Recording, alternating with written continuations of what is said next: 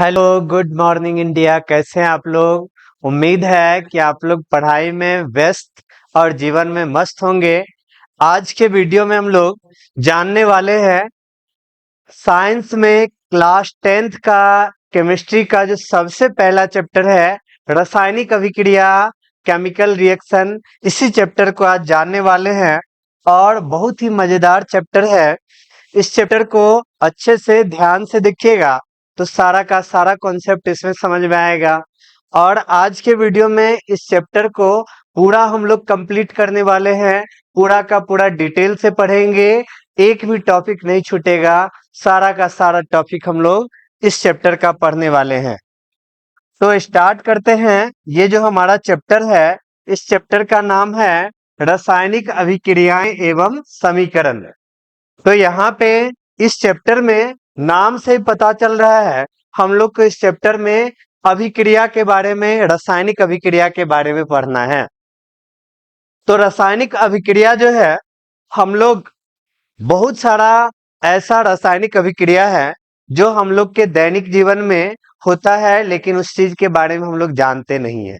ये रासायनिक अभिक्रिया जो है हम लोग के साथ जुड़ा हुआ है। कैसे जुड़ा हुआ है?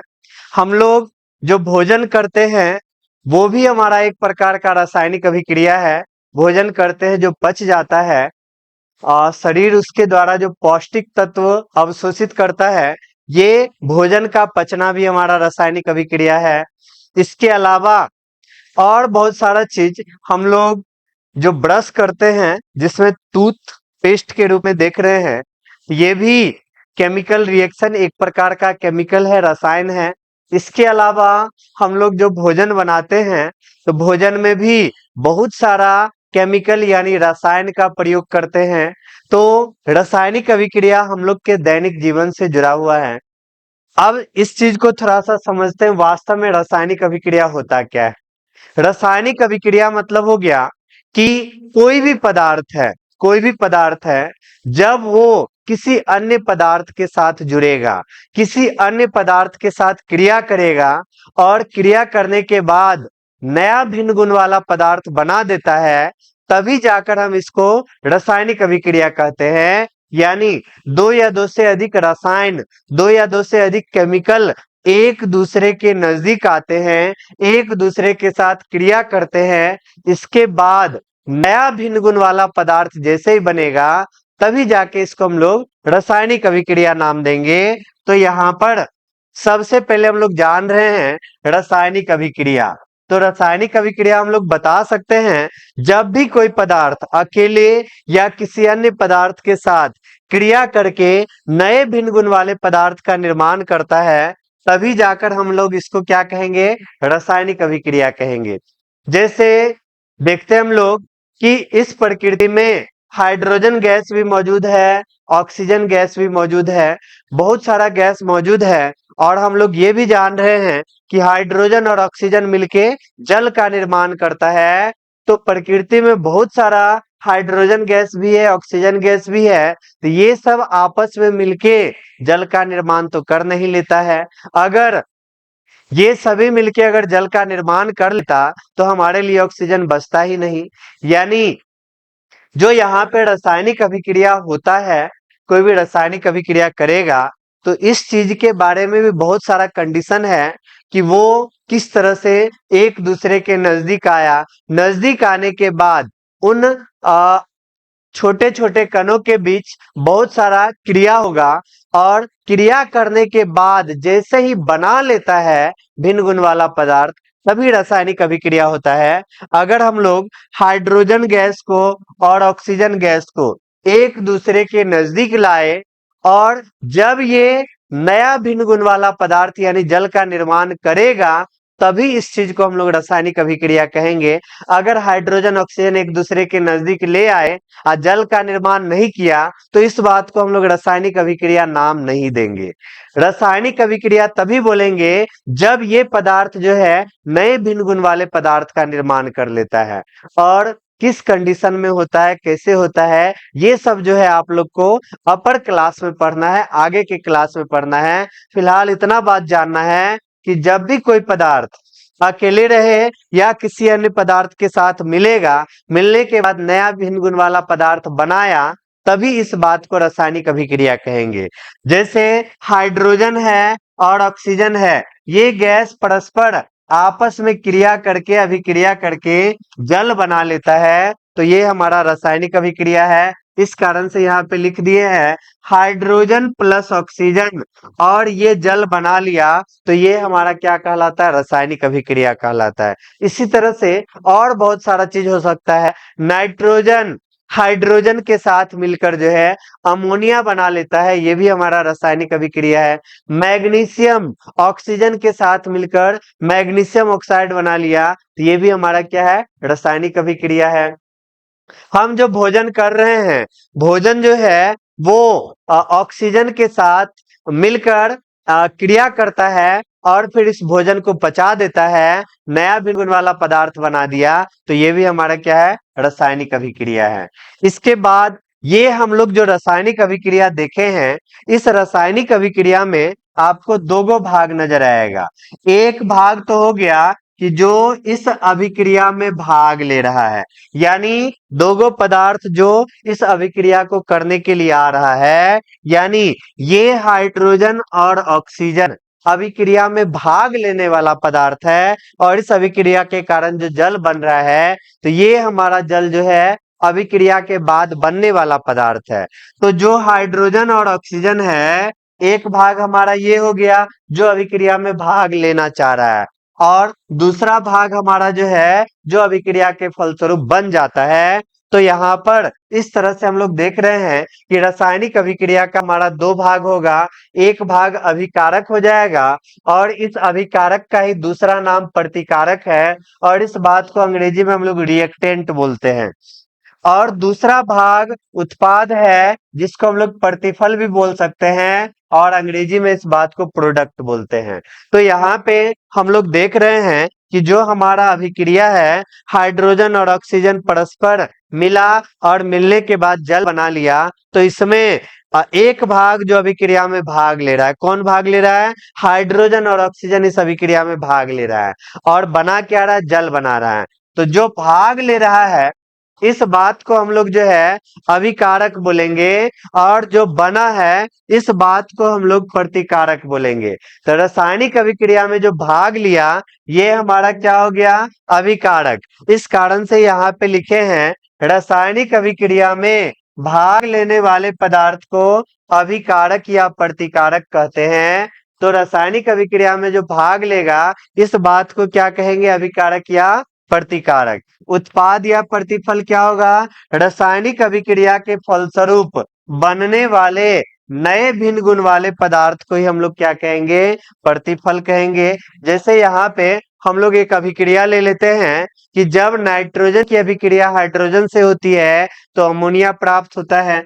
यानी यहाँ पर जब हम लोग नाइट्रोजन नाइट्रोजन की अभिक्रिया जो है हाइड्रोजन के साथ कराएंगे, यानी नाइट्रोजन और हाइड्रोजन जब एक जगह आ रहा है अभिक्रिया करने के लिए, तो जैसे ही अभिक्रिया हो जाएगा, तो ये हमारा अमोनिया बना लेगा। तो ये हम यहाँ पे रासायनिक अभिक्रिया लिख दिए हैं कि नाइट्रोजन प्लस हाइड्रोजन जो है क्या बनाया है? अमोनिया बना लिया है। यहाँ पर अगर आपसे पूछेंगे अभिकारक कौन सा हुआ, तो यहाँ पे हम लोग बोल सकते हैं कि रासायनिक अभिक्रिया में जो भाग लिया, कौन कौन भाग लिया? तो रासायनिक अभिक्रिया में जो है हाइड्रोजन भाग लिया है, और दूसरा कौन लिया है? नाइट्रोजन लिया है। तो यहाँ पर हाइड्रोजन और नाइट्रोजन, ये दोनों बात हमारा क्या है? हाइड्रोजन और नाइट्रोजन दोनों हमारा अभिकारक हो गया, और अभिक्रिया के फलस्वरूप बना क्या है? तो उत्पाद के रूप में हमारा क्या है? अमोनिया है। तो ये अमोनिया हमारा क्या हो जाएगा? उत्पाद या प्रतिफल हो जाएगा। तो ध्यान रखेंगे किसी अभिक्रिया में जो भाग ले रहा है वो हमारा अभिकारक है, और जो बना है वो हमारा क्या हो जाएगा? प्रतिफल या उत्पाद हो जाएगा। इसके बाद यहाँ पे हम लोग रासायनिक अभिक्रिया देख लिए हैं।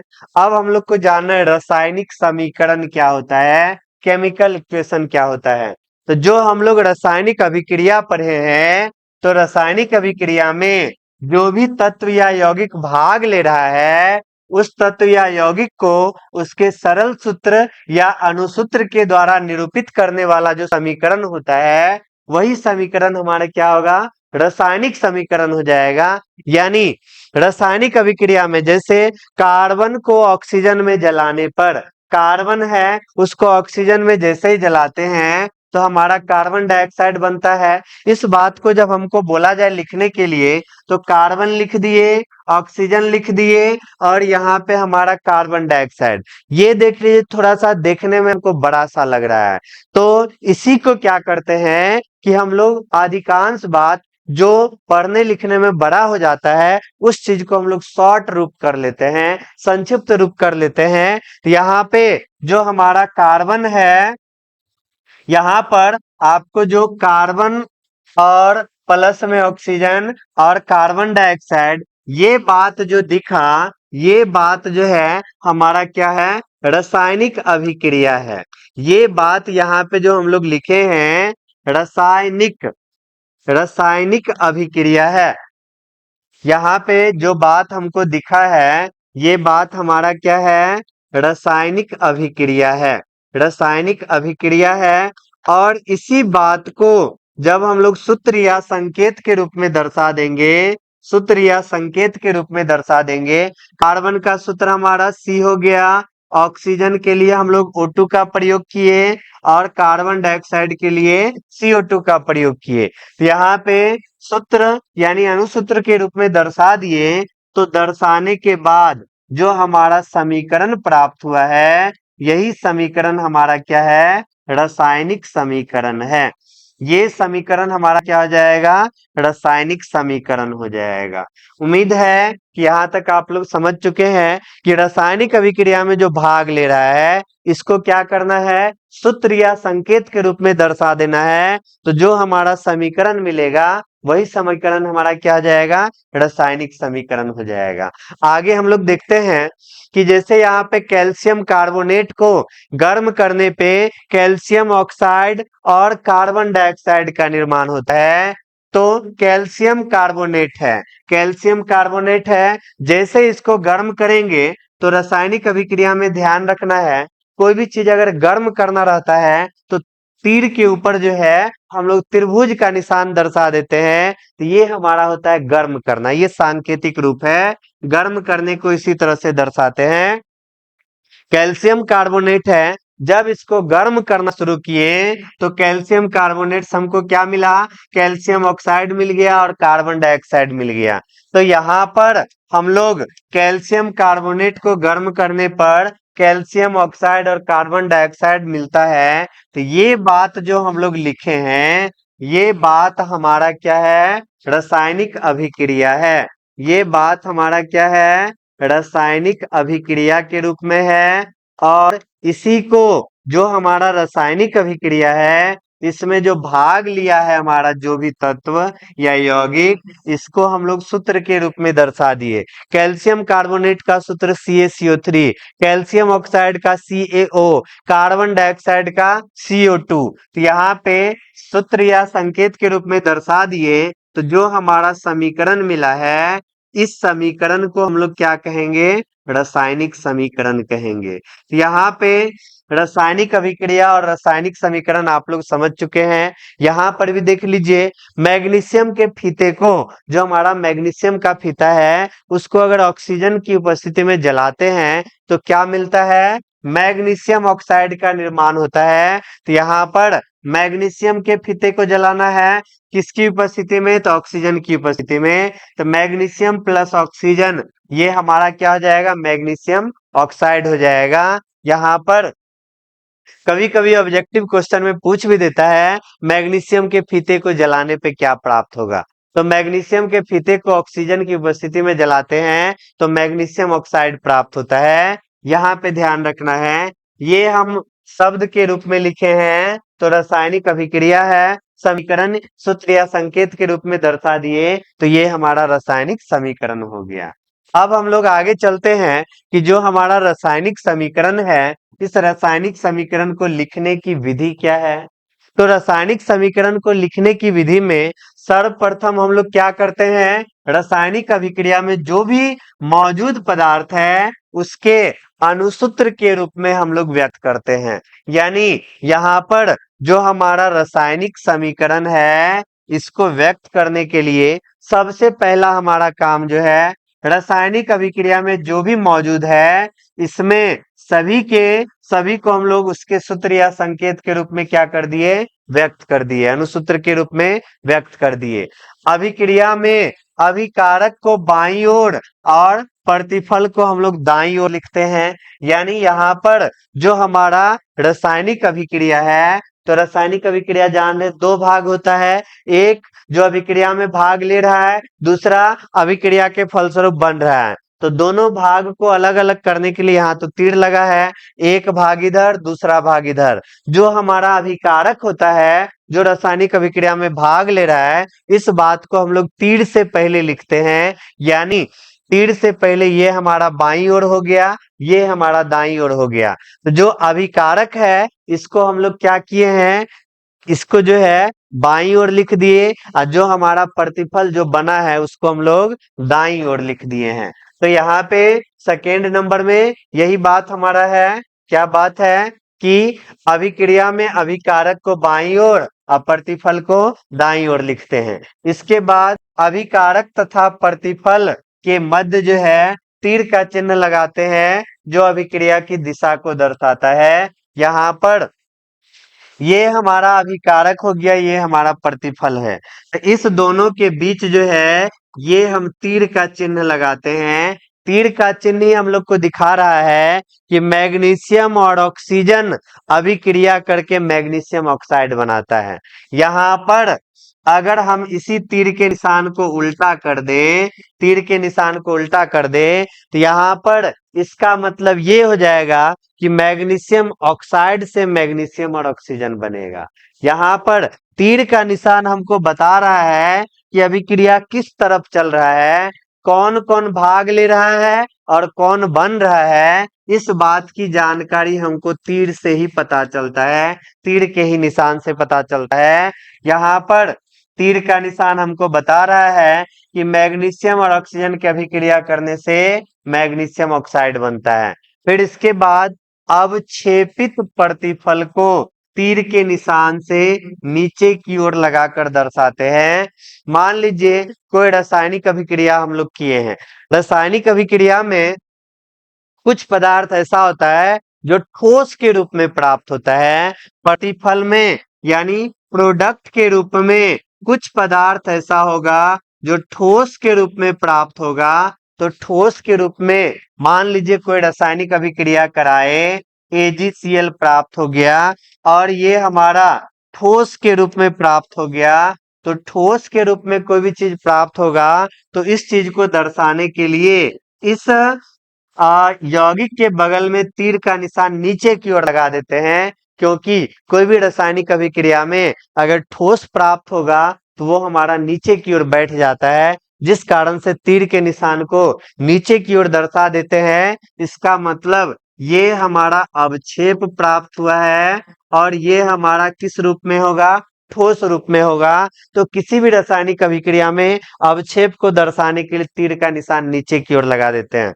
और अगर कोई भी रासायनिक अभिक्रिया है, इस रासायनिक अभिक्रिया में कोई भी गैस पदार्थ बना है, तो गैस पदार्थ जान रहे हैं कि ये हमारा उड़ता है, गैस जो है वो हमारा चारों तरफ फैलने लगता है। तो प्रतिफल के रूप में अगर कोई गैस बनेगा तो उस बात को तीर का निशान ऊपर की ओर लगा के दर्शाते हैं, ताकि ये गैस है और ये हमारा क्या है, उड़ रहा है। बगल में गैस लिखने का जरूरी नहीं पड़ेगा, जो भी गैसीय पदार्थ बना तीर का निशान लगा दिए, मतलब ये गैसीय पदार्थ है जो फैलने लगता है, उड़ने लगता है। तो इस तरह से यहाँ पर गैसीय प्रतिफल को तीर का निशान ऊपर की ओर लगाकर हम लोग दर्शाते हैं। तो ये सब लिखने का विधि है। किसी भी रासायनिक अभिक्रिया में ठोस प्राप्त होगा तो तीर का निशान नीचे की तरफ लगा देंगे, गैस प्राप्त होगा तो तीर का निशान ऊपर की तरफ लगाकर इस तरह से हम लोग अभिक्रिया को दर्शा सकते हैं। अब जो हमारा रासायनिक समीकरण है जो रासायनिक समीकरण यानी रासायनिक अभिक्रिया को हम लोग सूत्र या संकेत यानी उसके अनुसूत्र के रूप में लिखे हैं, तो ये रासायनिक समीकरण जो है ना हमारा दो तरह का होता है।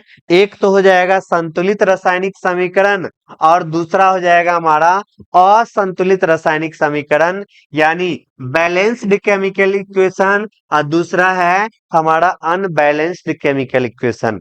जैसे यहाँ पर हम लोग को पता है कि हाइड्रोजन और ऑक्सीजन जो है अभिक्रिया करने के बाद जल का निर्माण करता है। यहाँ पर इस समीकरण पे अगर हम लोग गौर करते हैं, यहाँ जो समीकरण है इस समीकरण में दिख रहा है कि तीर से पहले यानी यह अभिक्रिया हमारा दो भाग में बटा है, एक अभिकारक दूसरा हमारा प्रतिफल है। तो जो अभिकारक दिख रहा है, अभिकारक में अगर आपसे पूछा जाए हाइड्रोजन परमाणु का संख्या, तो यहाँ पे हाइड्रोजन का हम दो परमाणु देख रहे हैं, और तीर के बाद यानी प्रतिफल के साइड अगर हाइड्रोजन परमाणु का बात किया जाए तो यहाँ पर हमको दो परमाणु नजर आया। तो हाइड्रोजन परमाणु दोनों तरफ हमारा ठीक है, लेकिन यहाँ पर अगर ऑक्सीजन का बात करेंगे तो ऑक्सीजन का दो परमाणु है, लेकिन यहाँ पर जो हमारा ऑक्सीजन तीर के बाद है इस जगह ऑक्सीजन का हमारा एगो परमाणु हुआ, यानी दोनों साइड हमारा परमाणु का संख्या बराबर नहीं है। यानी हाइड्रोजन जो है, हाइड्रोजन के परमाणु का संख्या दोनों साइड बराबर है, लेकिन ऑक्सीजन के परमाणु का संख्या दोनों साइड बराबर नहीं है। तो इस बात को बोलेंगे असंतुलित, यानी ये हमारा बैलेंस नहीं है, संतुलित नहीं है। ये समीकरण हमारा क्या हो जाएगा, असंतुलित हो जाएगा। अगर दोनों साइड दोनों तरफ परमाणुओं की संख्या को बराबर करेंगे तभी ये समीकरण हमारा क्या कहलाएगा, संतुलित। अब जैसे यहाँ पे हमारा समीकरण संतुलित नहीं है, अब अगर हम लोग क्या करते हैं, यहाँ पर संतुलित करने के लिए इस साइड अगर हम लोग 2 से गुना कर देते हैं और इस साइड भी अगर हम लोग 2 से गुना कर देते हैं, अब यहाँ पे अगर देखेंगे तो अब यहाँ पे हम लोग को क्या नजर आ रहा है, हाइड्रोजन का पहले 2 था लेकिन अब कितने हो गया, टोटल हमारा 4 परमाणु हो गया। ऑक्सीजन हमारा 2 परमाणु है, यहाँ देखेंगे तो अब हाइड्रोजन हमारा 2 दूना 4 परमाणु हो गया। ऑक्सीजन 1 है, इधर 2 से गुना हुआ है तो ये भी अब हमारा 2 परमाणु। यानी जैसे ही 2 से गुना कर दिए थे तो हाइड्रोजन 4 परमाणु, इधर भी 4 परमाणु, ऑक्सीजन हमारा 2 परमाणु, इधर भी ऑक्सीजन हमारा 2 परमाणु। इस तरह से ये अभिक्रिया हमारा क्या है, संतुलित है, बैलेंस है। तो अगर दोनों साइड परमाणुओं की संख्या अगर समान हो तो ये हमारा क्या हो जाएगा, संतुलित रासायनिक समीकरण। यानी हम बोल सकते हैं वैसा रासायनिक समीकरण जिसमें अभिकारक के परमाणुओं की संख्या प्रतिफल के परमाणुओं की संख्या के समान हो या बराबर हो, तो वही हमारा क्या होगा, संतुलित रासायनिक समीकरण होगा। अगर जिसमें अभिकारक के परमाणुओं की संख्या प्रतिफल के परमाणुओं की संख्या के समान नहीं हो तो वो हमारा क्या हो जाएगा, असंतुलित रासायनिक समीकरण। अगर आपसे यहाँ पर हम पूछ दे N2 प्लस H2, यहाँ पे फिर यहाँ पे नाइट्रोजन और हाइड्रोजन मिलके अमोनिया बनाता है, तो आप यहाँ कहेंगे कि एक साइड नाइट्रोजन दोगो है लेकिन दूसरे साइड नाइट्रोजन हमारा कितना है, एक ही है। तो यहाँ पर ये हमारा संतुलित है कि असंतुलित, तो यहाँ पे निश्चित रूप से आप लोग बताएंगे कि यहाँ पे परमाणु की संख्या समान नहीं है, ये हमारा क्या है, असंतुलित है। ये हमारा क्या है, असंतुलित है। क्यों, क्योंकि यहाँ पे नाइट्रोजन के परमाणु की संख्या 2 है, यहाँ पर नाइट्रोजन के परमाणु की संख्या 1 ही है। यहाँ पर हाइड्रोजन के परमाणु की संख्या हमारा 2 है, लेकिन अगर इधर हाइड्रोजन के परमाणु की संख्या का बात किया जाए तो 3 गो है। इस तरह से हमारा ये समीकरण क्या है, असंतुलित है। लेकिन इसी जगह हम लोग गुना कर देंगे, गुना कर देंगे तो किससे गुना करेंगे, यहाँ पर अगर हम लोग 3 से गुना कर देते हैं यहाँ पे हम लोग 3 से, यहाँ पर अगर हम लोग 2 से गुना कर देते हैं तो यहाँ पे अभी भी नहीं हुआ। यहाँ पर हम लोग क्या कर देते हैं, यहाँ पर हमारा, हाँ, हाइड्रोजन में ही हम लोग 3 से करते हैं। अब देखिए, अब यहाँ पे बोला जाए, अगर इस समीकरण का बात किया जाए, यहाँ जो समीकरण है, इस समीकरण का अगर बात करेंगे, यहाँ पे आप लोग को दिख रहा होगा, क्या दिख रहा होगा, अगर नाइट्रोजन के परमाणु का संख्या कहेंगे तो यहाँ पे आप लोग बताएंगे 2 गो परमाणु है। यहाँ पर भी नाइट्रोजन 1 है, पीछे 2 लगा हुआ है, तो ये हमारा 2 गो परमाणु हो गया। हाइड्रोजन के बारे में पूछेंगे तो यहाँ पर 2 या 6 गो परमाणु हो गया।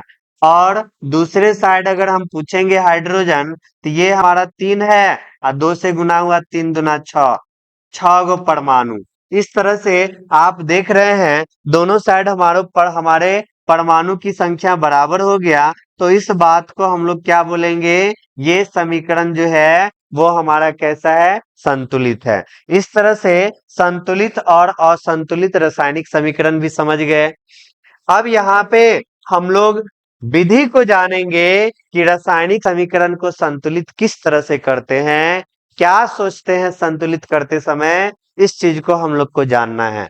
तो रासायनिक समीकरण को जब हम लोग संतुलित करेंगे तो इसके लिए 2 विधि का प्रयोग करते हैं। पहला हमारा होता है अनुमान विधि, यानी अनुमान हम लोग लगाते हैं, अंदाजा लगाते हैं, और अंदाजा लगाकर हम लोग गुना करते हैं, तो ये हमारा अनुमान विधि। दूसरा हमारा होता है बीज गणितीय विधि। इसमें हम लोग बीज गणितीय प्रोसेस का उपयोग करते हैं। सबसे पहला हमारा अनुमान विधि है। इस विधि में अभिकारक तथा प्रतिफल में अनुमान लगाकर उपयुक्त अंक से गुना करके समीकरण को संतुलित करते हैं। जैसे यहाँ पर H2 है, O2 है, ये हमारा H2O हो गया। यहाँ पर हम लोग क्या करेंगे, ये हमारा असंतुलित है, इसको संतुलित करना है, तो इस क्वेश्चन में हम लोग क्या करेंगे, अनुमान लगाएंगे। अनुमान कैसे लगाएंगे, यहाँ पर हम सोचेंगे कि हमारा हाइड्रोजन तीर से पहले 2 है, हाइड्रोजन तीर से पहले बाद 2 है, तो हाइड्रोजन के साथ कोई छेड़छाड़ नहीं। ऑक्सीजन यहाँ 2 है, यहाँ 1 है, 1 में कितना से गुना करेंगे, 2 हो जाएगा, तो 2 से। ध्यान रखना है, जो भी हमारा यौगिक होगा, इसके शुरू में कोई भी तत्व या यौगिक होता है, उसके शुरू में हम लोग गुना करते हैं, स्टार्टिंग में। एगो ऑक्सीजन है, यहाँ पर 2 लगा दिए, यहाँ पर हमको 2 लगाना है, तो जैसे 2 लगा दिए, तो अब हमारा ऑक्सीजन कितने हो गया, 2 गो हो गया। लेकिन हाइड्रोजन पूछेंगे 4 हो जाएगा, तो यहाँ पर 2 हाइड्रोजन है, इससे पहले भी 2 लगा दिए, तो इस तरह से यहाँ पर हम लोग अनुमान लगाए हैं, अंदाजा लगाए हैं, अंदाजा लगाकर इसको संतुलित कर दिए, तो ये हमारा क्या है, अनुमान विधि हो जाएगा। अनुमान लगाकर इसको संतुलित करना है। दूसरा हमारा है बीज गणितीय विधि। इस विधि में जो भी हमारा रासायनिक अभिक्रिया में अभिकारक है या प्रतिफल है, सभी में हम लोग अज्ञात राशि ABCD से गुना करके इस चीज को हम लोग संतुलित करेंगे। कैसे करेंगे, इस चीज को देखिए यहाँ पे। जैसे हम लोग एग्जाम्पल में मान लेते हैं कि हमारा H2 है, O2 है, और ये हमारा क्या बना लेता है, जल बना लेता है। इस चीज को हम लोग को संतुलित करना है, तो यहाँ पे ये हमारा क्वेश्चन है। इस चीज को संतुलित करेंगे, तो जो हमारा क्वेश्चन है, इस क्वेश्चन को यहाँ पे हम लोग लिख दिए। लिखने के बाद यहाँ पर हम लोग को क्या करना है कि जो हमारा क्वेश्चन था, इसमें इस H2 में A से गुना कर दिए, जो हमारा O2 है इसमें B से गुना कर दिए, जो हमारा H2O है C से गुना कर दिए, और होता तो D से। इस तरह से हम लोग आगे बढ़ते चले जाते। इसके बाद यहाँ पे हम लोग देखेंगे जो हमारा हाइड्रोजन है, सबसे पहले इस हाइड्रोजन का बात करेंगे। हाइड्रोजन का संख्या 2 है, और पीछे में हमारा A लगा हुआ है, तो 2 है, A लगा हुआ है, तो इसका मान 2A हो गया। तीर के बाद देखेंगे हाइड्रोजन को, तीर के बाद हमारा हाइड्रोजन 2 है, और इसके पहले C लगा हुआ है, इस बात को 2C लिख दिए। इसके बाद यहाँ पर हम लोग को नजर आ रहा है 2 में 2 हमारा क्या हो जाएगा, कट जाएगा। 2 में 2 हमारा कट जाएगा। 2 में 2 हमारा जैसे ही कटा तो कटने के बाद हम लोग का क्या हो जाएगा, ए किसके बराबर हो जाएगा, सी के बराबर हो जाएगा। तो ए हमारा सी के बराबर हो गया। हाइड्रोजन का काम खत्म। अब ऑक्सीजन का काम, तो जो हमारा ऑक्सीजन है, इस ऑक्सीजन में दिख रहा है आप लोग को तीर से पहले हमारा 2 ऑक्सीजन है और ऑक्सीजन में बी लगा हुआ है, तो ये हमारा 2b हो गया। तीर के बाद हमारा ऑक्सीजन का संख्या 1 है और सी लगा हुआ है, तो यहाँ पे हम लोग सी दे दिए। यहाँ से अगर बी के बारे में पूछा जाए तो 2 गुना है, दूसरे साइड जाएगा तो हमारा बट्टा में हो जाएगा। ए हमारा सी के बराबर, बी हमारा सी बट्टा 2 के बराबर। यहाँ पे हम लोग क्या करेंगे, सभी को जो है सभी को जो है एक साथ लिखते हैं, ए बी सी, ए अनुपात बी अनुपात सी करते हैं। यहाँ पे ए अनुपात बी अनुपात सी, सभी का अनुपात निकालते हैं। सभी का अनुपात निकालेंगे तो ए के जगह देखिए कितना लिखा हुआ है, सी लिखा हुआ है, तो जहां पर ए है यहाँ सी लिख दिए। अब बी के जगह देख लीजिए कितना लिखा हुआ है, बी के जगह C/2 लिखा हुआ है, तो बी के जगह हम लोग C/2 कर दिए। फिर इसके बाद सी के जगह तो डायरेक्ट सी दे दिए। अब तीनों में जो समान है उस चीज को गायब कर देंगे। यहाँ सी, यहाँ सी, यहाँ सी, सब में से सी को गायब कर दिए। सी को गायब कर दिए तो यहाँ 1 बचा, यहाँ से भी सी गायब हो गया तो 1/2 बचा, यहाँ से भी सी गायब हो गया तो 1 बचा। अब नीचे में कोई भी चीज को हम लोग को रखना नहीं है, क्योंकि संतुलित करते समय हम लोग को हमेशा पूर्ण संख्या होना चाहिए। तो यहाँ पर नीचे में 2 है, तो जो भी नीचे में आएगा इस टर्म से सभी को गुना कर देना है। जो भी नीचे आएगा उस टर्म से सभी को गुना करना है। 2 है तो इसमें 2 से गुना कर दिए, 1/2 है, इसमें भी 2 से गुना कर दिए, 2 कट जाएगा तो हमारा 1 हो गया। यहाँ पे 1 है तो इसमें 2 से गुना कर दिए। अब यहाँ पे हम लोग को दिख रहा है ए के स्थान पर 2 है, बी के स्थान पर 1 है, सी के स्थान पर 2 है, तो जो हमारा समीकरण था H2 + O2 हमारा H2O था। तो यहाँ पर जो हमारा H2 है इसमें A से गुना किए तो A के जगह हमारा 2 आ गया है, और O2 है यहाँ पे B से गुना किए थे, B का मान हमारा 1 है, तो यहाँ पे 1 से गुना करे चाहे नहीं करे कोई फर्क नहीं पड़ता है। जो हमारा H2O है यहाँ पे दिख रहा है 2 से गुना है, तो यहाँ पे हम लोग 2 से गुना कर दिए। अब यहाँ पे अगर आप देखेंगे तो दोनों तरफ समीकरण हमारा बराबर है, ये हमारा संतुलित हो गया। इस तरह से हम लोग संतुलित करते हैं। यहाँ पे एक और एग्जाम्पल हम लोग देख लेते हैं संतुलित करना। यहाँ पे हम लोग जैसे N2 ले लिए हैं और H2 ले लिए हैं, ये हमारा NH3 बना रहा है। ये हमारा रासायनिक अभिक्रिया है। यहाँ पर इस अभिक्रिया को संतुलित करना है, तो हम लोग को पता है कि जो भी रासायनिक अभिक्रिया हो इसको अगर हम लोग को संतुलित करना है तो जो भी टर्म आएगा सभी में हम लोग को ABCD से गुना करना पड़ेगा। तो यहाँ पे हम लोग क्या करते हैं, पहला वाला टर्म में जो है A से गुना कर देते हैं, दूसरा वाला जो टर्म है इसमें B से गुना करते हैं, तीसरा वाला जो है इसमें C से गुना करते हैं। फिर इसके बाद यहाँ पर जो हमारा नाइट्रोजन है, इस नाइट्रोजन में 2 है और A है, तो क्या लिखेंगे 2A, और तीर के बाद देखिए एगो नाइट्रोजन है तो डायरेक्ट हम C लिख दिए। फिर इसके बाद हाइड्रोजन है, यहाँ पर 2 हाइड्रोजन है, B लगा हुआ है तो 2B लिख देंगे। यहाँ पर 3 हाइड्रोजन है, C लगा हुआ है तो 3C लिख दिए। यहाँ से हम लोग देख रहे हैं हमारा A का मान जो है C/2 आ रहा है। यहाँ पर अगर हम B का मान बोलेंगे तो 3C/2 आ जाएगा। अब इसके बाद हम लोग तीनों का अनुपात करते हैं ABC का। A के जगह दिख रहा है C/2 आ गया, B के जगह दिख रहा है 3C/2 आ गया, और C के जगह हमको C रखना है। तीनों में देख रहे हैं कि C तीनों में नजर आ रहा है, तीनों में नजर आ गया तो तीनों से गायब कर देते हैं। यहाँ बच गया 1/2, यहाँ 3/2, यहाँ पे 1। अब नीचे में हमारा दो है, दो है। तो नीचे में जो भी संख्या आता है इससे हम लोग को सब में गुना करना है, यानी निचुका को हटाना रहता है, तब हमारा पूर्ण संख्या बन जाएगा। नीचे में दो आया है तो दो से सब में गुना कर देंगे। 1/2 में अगर दो से गुना करते हैं तो ये हमारा एक आ जाता है। फिर इसके बाद अगला हमारा था 3/2। तो 3/2 में अगर दो से गुना करेंगे तो ये हमारा 3। फिर अगला एक था, एक में दो से गुना करेंगे 2। अब इस सभी मान को जो हमारा समीकरण था इस समीकरण में हम लोग को रखना है। यहाँ पे यही हमारा समीकरण था, तो एक के जगह हम लोग एक रखे चाहे ना रखे कोई फर्क नहीं। बी के जगह हम लोग को 3 रखना है, सी के जगह हम लोग को 2 रखना है। इस तरह से हमारा समीकरण जो है संतुलित समीकरण प्राप्त हो जाता है।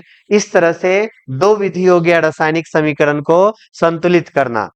अब हम लोग को देखना है कि जो हमारा रासायनिक समीकरण है इस समीकरण से हम लोग को कौन कौन सा जानकारी मिलता है, कौन कौन सा बात प्राप्त होता है। तो जो हमारा रासायनिक समीकरण है, रासायनिक समीकरण से हम लोग को निम्न सूचना प्राप्त होगा। यहाँ पे हम लोग को एक रासायनिक समीकरण ले लिए हैं। ये हमारा नाइट्रोजन हाइड्रोजन से अभिक्रिया करके अमोनिया बनाता है, तो ये हमारा रासायनिक अभिक्रिया हो गया। रासायनिक अभिक्रिया लिखा हुआ है और इसी रासायनिक अभिक्रिया को सूत्र या संकेत यानी अणुसूत्र के रूप में दर्शा दिए, यानी N2 प्लस में H2 करके हम लोग यहाँ पे दर्शा दिए हैं। तो ये जो हम लोग को प्राप्त हुआ है ये हमारा रासायनिक समीकरण है। यहाँ पे जो हम लोग को प्राप्त हुआ है ये हमारा रासायनिक समीकरण है। इस रासायनिक समीकरण से हम लोग को क्या क्या जानकारी मिलता है इस चीज को हम लोग देखते हैं। तो इससे अभिकारक तथा प्रतिफल के सूत्र या संकेत की जानकारी मिला। नाइट्रोजन हमारा N2 के रूप में हुआ, हाइड्रोजन हमारा H2 के रूप में हुआ, अमोनिया हमारा NH3 के रूप में हुआ। तो इस तरह से सूत्र या संकेत का जानकारी मिल गया। इसके द्वारा अभिक्रिया के फलस्वरूप बनने वाले पदार्थ का पता चलता है। हमको इस समीकरण से यह भी पता चला कि नाइट्रोजन हाइड्रोजन के साथ क्या बनाया है, तो अमोनिया बनाया है। इस बात का भी जानकारी पता चला। इसके बाद इसके द्वारा अभिक्रिया में उपस्थित पदार्थ के अणु या परमाणु की संख्या का पता चलता है। यहाँ पर अगर हमसे पूछा जाए N2 नाइट्रोजन का क्या गो परमाणु, तो नाइट्रोजन का यहाँ पे 2 गो परमाणु, नाइट्रोजन का 2 गो परमाणु। हाइड्रोजन का पूछा जाए तो 3 दूना 6, हाइड्रोजन का यहाँ पे 6 गो परमाणु है। और ये NH3 जो हो गया ये हमारा अणु हो गया। तो इसका क्या गो अणु है, 2 गो अणु है। आप लोग को ध्यान रखना है अणु और परमाणु में थोड़ा सा कॉमन डिफरेंस क्या होता है कि जब भी हमारा नाइट्रोजन हो गया, हाइड्रोजन हो गया, ऑक्सीजन हो गया, ये सब का सब हमारा परमाणु है। और इसके बाद जैसे ही कोई भी 2 या 2 से अधिक परमाणु मिल गया, नाइट्रोजन हाइड्रोजन जो अमोनिया बना दिया ये हमारा अणु हो जाएगा। हाइड्रोजन ऑक्सीजन मिलके जो जल बना दिया ये हमारा अणु हो जाएगा। तो यहाँ पे ये हमारा जो NH3 लिखा हुआ है इस NH3 को हम लोग क्या कहेंगे, अणु कहेंगे। यहाँ पे नाइट्रोजन का 2 गो परमाणु अगर डायरेक्टे हम N2 कहते हैं तो ये नाइट्रोजन का एगो अणु माना जाएगा। लेकिन यहाँ परमाणु देखेंगे तो इस नाइट्रोजन का 2 गो परमाणु होगा, डायरेक्टे हम N2 कहेंगे तो ये हमारा एगो अणु होगा। यहाँ पे ध्यान रखना इस बात को। अगर हम H2 कहते हैं, H2 कहते हैं तो ये हमारा एक अणु हो गया। अगर 3 गो H2 कहते हैं तो 3 गो हाइड्रोजन यानी H2 का 3 गो अणु, H2 का 3 गो अणु। अगर हम सिर्फ H को देख रहे हैं तो H को देख रहे हैं, हाइड्रोजन को देख रहे हैं तो ये हमारा हाइड्रोजन 2 या 6 गो परमाणु हो जाएगा। यहाँ पे जो हमारा NH3 है, NH3 से पहले 2 लगा हुआ है तो अमोनिया का 2 गो अणु हो गया। यहाँ पर तो हम लोग को क्या पता चला कि अणु या परमाणु का संख्या क्या गो है, इस बात का भी इससे पता चल गया। इसके बाद इसके द्वारा अभिकारक तथा प्रतिफल के मोल की संख्या की जानकारी मिलती है। यहाँ पर N2 है, तो ये N2 मतलब हमारा एगो मोल है, एक मोल है।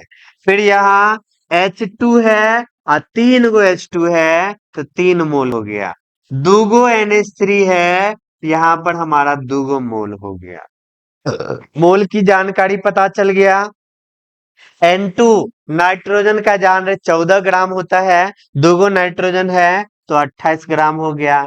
हाइड्रोजन का जान रहे 1 ग्राम होता है, 6 गो है तो 6 ग्राम हो गया।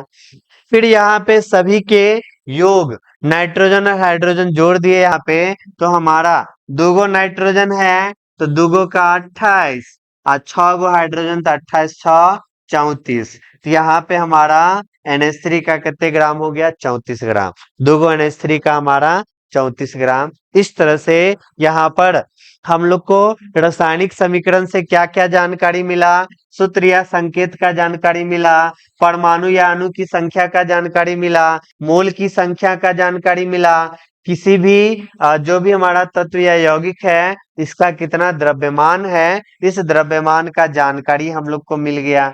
इस तरह से रासायनिक समीकरण से बहुत सारा जानकारी।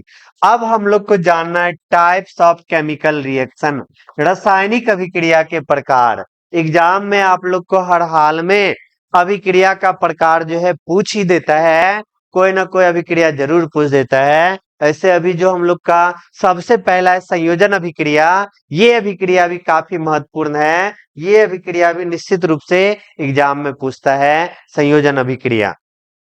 तो हम लोग जानेंगे संयोजन अभिक्रिया हमारा होता क्या है। संयोजन अभिक्रिया जो है, यहाँ पे आप लोग को ध्यान रखना है, जो हमारा संयोजन अभिक्रिया है, तो संयोजन अभिक्रिया नाम से पता चल रहा है संयोजन। यहाँ पे संयोजन, संयोजन, तो संयोजन नाम से पता चल रहा है संयोग, संयोग, संयोग यानी संयोग मतलब होता है हमारा जोड़, संयोग मतलब होता है जोड़ यानी जुड़ना। नाम से पता चल रहा है संयोजन अभिक्रिया। संयोजन अभिक्रिया मतलब हो गया कि हमारा दो या दो से अधिक पदार्थ जो है, दो या दो से अधिक पदार्थ यानी तत्व या यौगिक जो है, अभिक्रिया करके नए भिन्न गुण वाले एक पदार्थ का निर्माण करेगा। संयोजन मतलब हर हाल में ध्यान रखना, दो या दो से अधिक तत्व या यौगिक रहेगा और जुड़ने के बाद एगो बना लेगा, वही हमारा होता है संयोजन अभिक्रिया।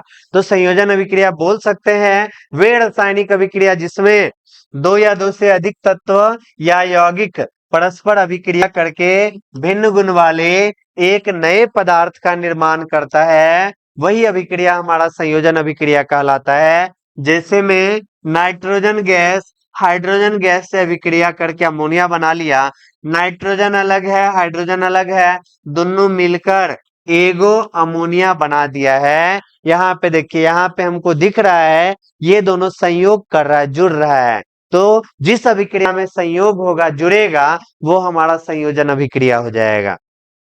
यहाँ पे अगला एग्जाम्पल है कैल्शियम ऑक्साइड है, इस पर अगर कार्बन डाइऑक्साइड गैस प्रवाहित किया जाता है तो कैल्शियम कार्बोनेट बनता है। यहाँ पर भी ये दोनों हमारा जुड़ रहा है, ये दोनों जुड़ रहा है, कैल्शियम ऑक्साइड कार्बन डाइऑक्साइड दोनों जुड़ा, तो जुड़ने के बाद हमारा एगो नया यौगिक का निर्माण कर दिया, तो ये हमारा क्या है? संयोजन अभिक्रिया है।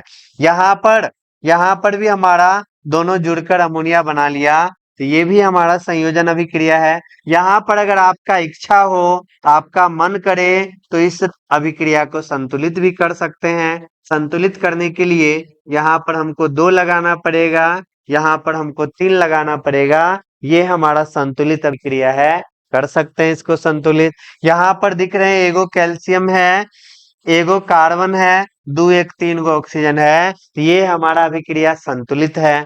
तो संयोजन अभिक्रिया में सिर्फ इतना ध्यान रखना है कि 2 या 2 से अधिक तत्व या यौगिक जो है जुड़ेगा, संयोग करेगा और नया भिन्न गुण वाला एगो पदार्थ बना लिया, तो वही हमारा क्या है? संयोजन अभिक्रिया है। तो ये क्वेश्चन आप लोग को ध्यान रखना है, संयोजन अभिक्रिया पूछ देता है एग्जाम में, ऑब्जेक्टिव क्वेश्चन में पूछता है निम्नलिखित में से कौन संयोजन अभिक्रिया है।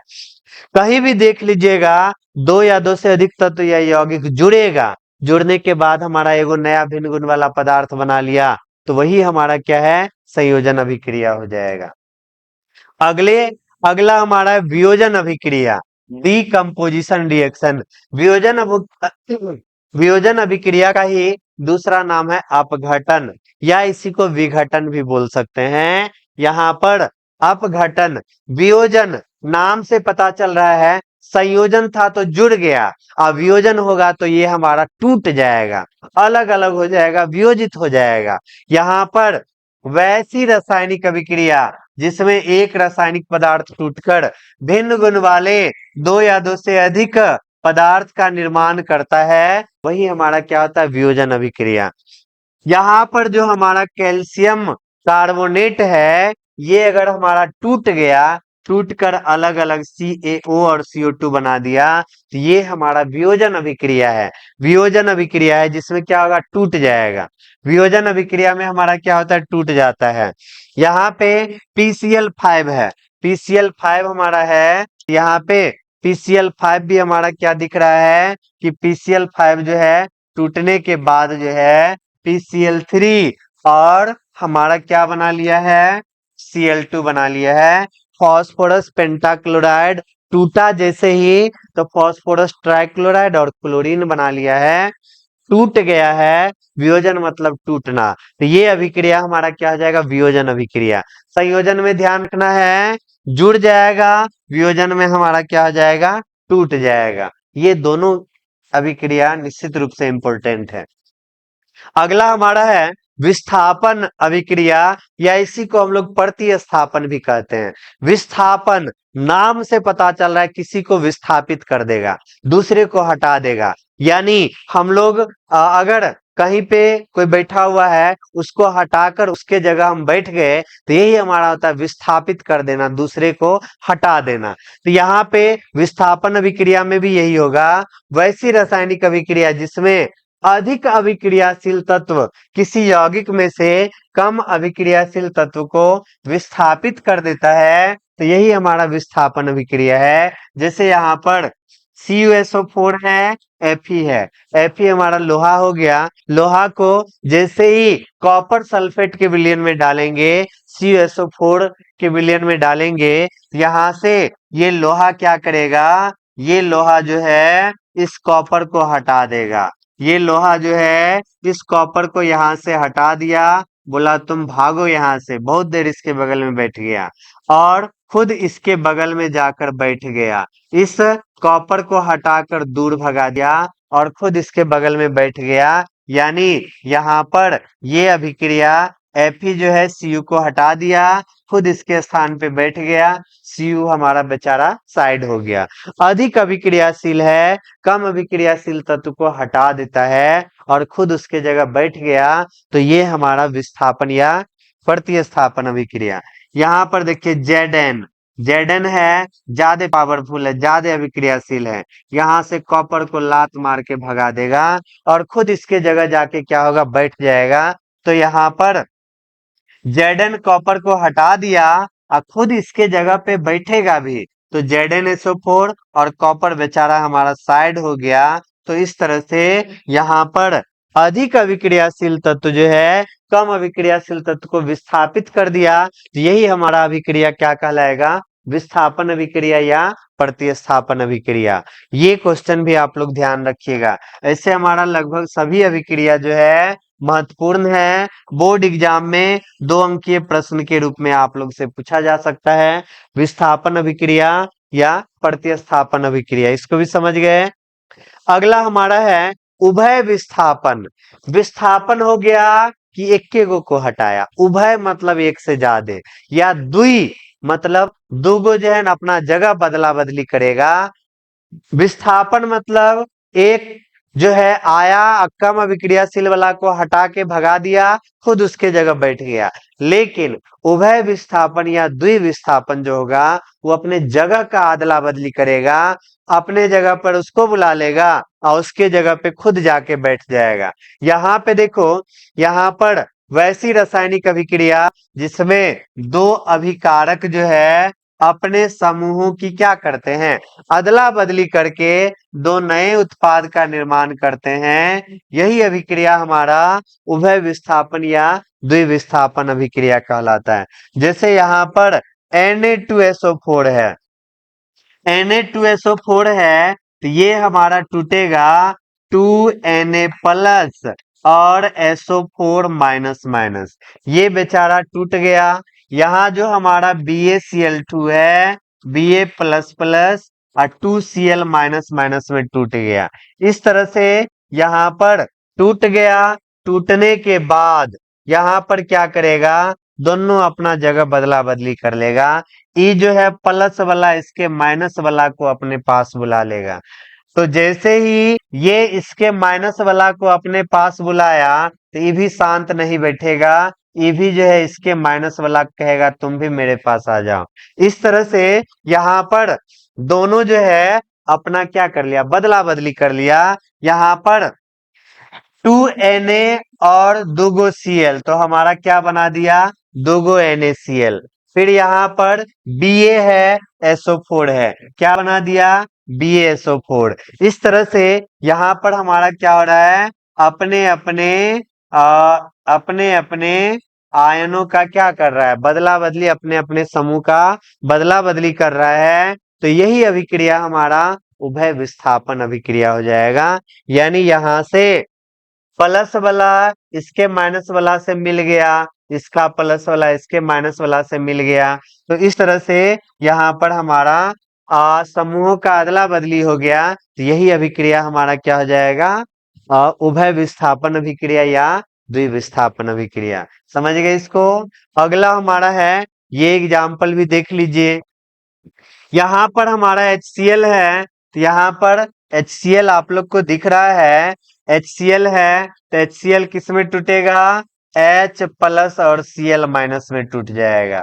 यहाँ पर जो हमारा HCl है, H प्लस और Cl माइनस में टूट गया, दोनों आपस में लड़ाई झगड़ा कर लिया। यहाँ पर जो NaOH है ये भी टूट गया, Na प्लस और OH माइनस, ये दोनों भी लड़ाई झगड़ा कर लिया। अब यहाँ पे क्या करेगा, जैसे लड़ाई झगड़ा हो गया, टूट गया, तो टूटने के बाद ई प्लस वाला जो है इसके माइनस को अपने तरफ बुलाएगा। तो जैसे ही ई प्लस इसके माइनस को अपने तरफ बुला लिया, तो ई भी प्लस तो चुप बैठेगा नहीं, इसके माइनस को अपने तरफ बुला लेगा। अपने तरफ बुला लिया, तो जैसे ही बुलाया तो बुलाने के बाद फिर ये जो है जुड़ जाएगा। इस H के साथ OH जुड़ा, H के साथ OH जुड़ा तो 2 H 1 O, तो H2O बना लिया। फिर Na के साथ Cl जुड़ जाएगा तो यहाँ पे NaCl बन गया। इस तरह से यहाँ पे हम लोग देख लिए कि जैसे ही अपने समूह का अदला बदली कर लिया तो ये हमारा उभय विस्थापन अभिक्रिया हो गया। यहाँ पर भी सेम यही बात हुआ, यहाँ पर भी सब अपने में लड़ाई झगड़ा करके अपने अपने समूह का बदला बदली कर लेता है। यहाँ पर हमारा NaCl है, ये हमारा Na प्लस और Cl माइनस में टूट गया। यहाँ पर हमारा Ag प्लस और NO3 माइनस में टूट गया। टूटने के बाद ये अपने अपने समूह का बदला बदली करेगा। ये प्लस है तो उधर से क्या बुलाएगा, माइनस वाला को बुलाएगा, माइनस वाला चले आओ मेरे पास। फिर ये जो है इसके माइनस वाला को अपने पास बुला लिया, तो अपने पास बुला लिया तो इस तरह से यहाँ पर अपना अपना दोनों क्या किया, बदला बदली कर लिया। Na इसके NO3 के साथ मिलकर NaNO3 बना लिया। यहाँ पर Ag इसके Cl के साथ मिलकर हमारा AgCl बना लिया। इस तरह से समूहों का अदला बदली हुआ तो ये हमारा अभिक्रिया क्या कहला जाएगा, उभय विस्थापन अभिक्रिया या द्विविस्थापन अभिक्रिया। अगला हमारा है उष्माशोषी अभिक्रिया, इंडोथर्मिक रिएक्शन। उष्माशोषी नाम से ही पता चल रहा है उष्मा का अवशोषण करेगा। सभी अभिक्रिया जो है नाम में ही पता चल रहा है कि ये अभिक्रिया हमारा कैसा है। उष्माशोषी यानी उष्मा को क्या करेगा, अवशोषित करेगा, उष्मा को अवशोषित करेगा, शोषण करेगा। बहुत सारा ऐसा रासायनिक अभिक्रिया होता है जो रासायनिक अभिक्रिया उष्मा को अवशोषित करता है, बिना उष्मा की उपस्थिति में संपन्न ही नहीं होता है। तो इस तरह का अभिक्रिया जो हमारा उष्मा शोषी। तो वैसी रासायनिक अभिक्रिया जिसमें उष्मा का शोषण होगा वो हमारा क्या कहलाएगा? उष्मा शोषी अभिक्रिया कहलाएगा। जैसे हम लोग देख लेते हैं हाइड्रोजन आयोडाइड यानी HI, हाइड्रोजन आयोडाइड जो है सूर्य प्रकाश की उपस्थिति में अपघटित होकर H2 और I2 बनाता है। तो यहाँ पे हमारा हाइड्रोजन आयोडाइड जो है, इसको अगर सनलाइट दिया जाए, सूर्य प्रकाश दिया जाए, तो ये अपघटित हो जाएगा H2 और I2 का निर्माण कर देगा। यहाँ पर अगर सूर्य प्रकाश नहीं मिलेगा तो ये अभिक्रिया संभव ही नहीं है। यानी इस अभिक्रिया में सूर्य प्रकाश का यानी उष्मा का, हीट का अवशोषण होता है, तब जाके ये अभिक्रिया संपन्न होता है। इसलिए ये हमारा उष्मा शोषी अभिक्रिया। यहाँ पर भी नाइट्रोजन है, N2 है, O2 है, NO का निर्माण करेगा। तो ये अभिक्रिया भी हमारा तभी संपन्न होगा जब इस अभिक्रिया को होने में उष्मा दिया जाए, हीट दिया जाए, उष्मा दिया जाए, तब ये अभिक्रिया हमारा संपन्न होगा। तो जिस अभिक्रिया को होने के लिए उष्मा की जरूरत पड़ती है वो सब हमारा उष्मा शोषी अभिक्रिया, यानी इस अभिक्रिया में उष्मा का शोषण होगा। इसके बाद हमारा अगला है उष्मा क्षेपी अभिक्रिया।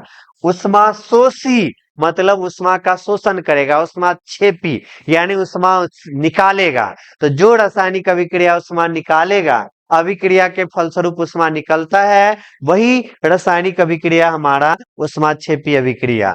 वैसी रासायनिक अभिक्रिया जिसमें उष्मा उत्सर्जित होता है वो हमारा उष्मा क्षेपी अभिक्रिया कहलाता है। जैसे अगर हमारे पास कार्बन है, इसको ऑक्सीजन की उपस्थिति में जलाएंगे तो कार्बन डाइऑक्साइड के साथ साथ उष्मा भी हम लोग को प्राप्त होता है। कोई भी कार्बन यानी कोयला, कोई भी कार्बन पदार्थ जो है, अगर कोयला को ही मान लीजिए अगर हम लोग जलाते हैं तो जलाने के बाद वहां से धुआं भी निकलता है, या कोई भी लकड़ी को ही जला दीजिए तो लकड़ी में भी कार्बन का मात्रा रहता है। तो जलाने पे वहां से धुआं धुआं भी निकलता है, तो वो हमारा कार्बन डाइऑक्साइड हो गया। उष्मा भी निकलता है और प्रकाश का भी मात्रा वहां से कुछ में कम मात्रा, कुछ में ज्यादा मात्रा भी निकलता है। तो इस तरह से यहाँ पर हम लोग क्या देख रहे हैं, कार्बन को ऑक्सीजन की उपस्थिति में जलाने से कार्बन डाइऑक्साइड और उष्मा प्राप्त हुआ है। तो जैसे ही किसी रासायनिक अभिक्रिया करने के बाद उष्मा अगर प्राप्त होता है तो वो रासायनिक अभिक्रिया हमारा उष्मा क्षेपी रासायनिक अभिक्रिया कहलाएगा, क्योंकि इसमें उष्मा उत्पन्न होता है, उष्मा प्रदान होता है। अगला हमारा उदासीनीकरण अभिक्रिया। उदासीनीकरण अभिक्रिया, ध्यान रखिएगा, ये भी क्वेश्चन जो है, ये भी अभिक्रिया बोर्ड एग्जाम के दृष्टिकोण से महत्वपूर्ण है। उदासीनीकरण अभिक्रिया तो आप लोग पढ़े होंगे या आगे चैप्टर में पढ़ेंगे कि अम्ल अगर भस्म के साथ अभिक्रिया करता है तो लवण और जल का निर्माण करता है। तो यहाँ पे इसी अभिक्रिया को जब अम्ल की अभिक्रिया लवण से, ये भस्म से, अम्ल की अभिक्रिया जब भस्म से होगा तो लवण और जल का निर्माण करता है। तो यही अभिक्रिया हमारा उदासीनीकरण अभिक्रिया कहलाएगा।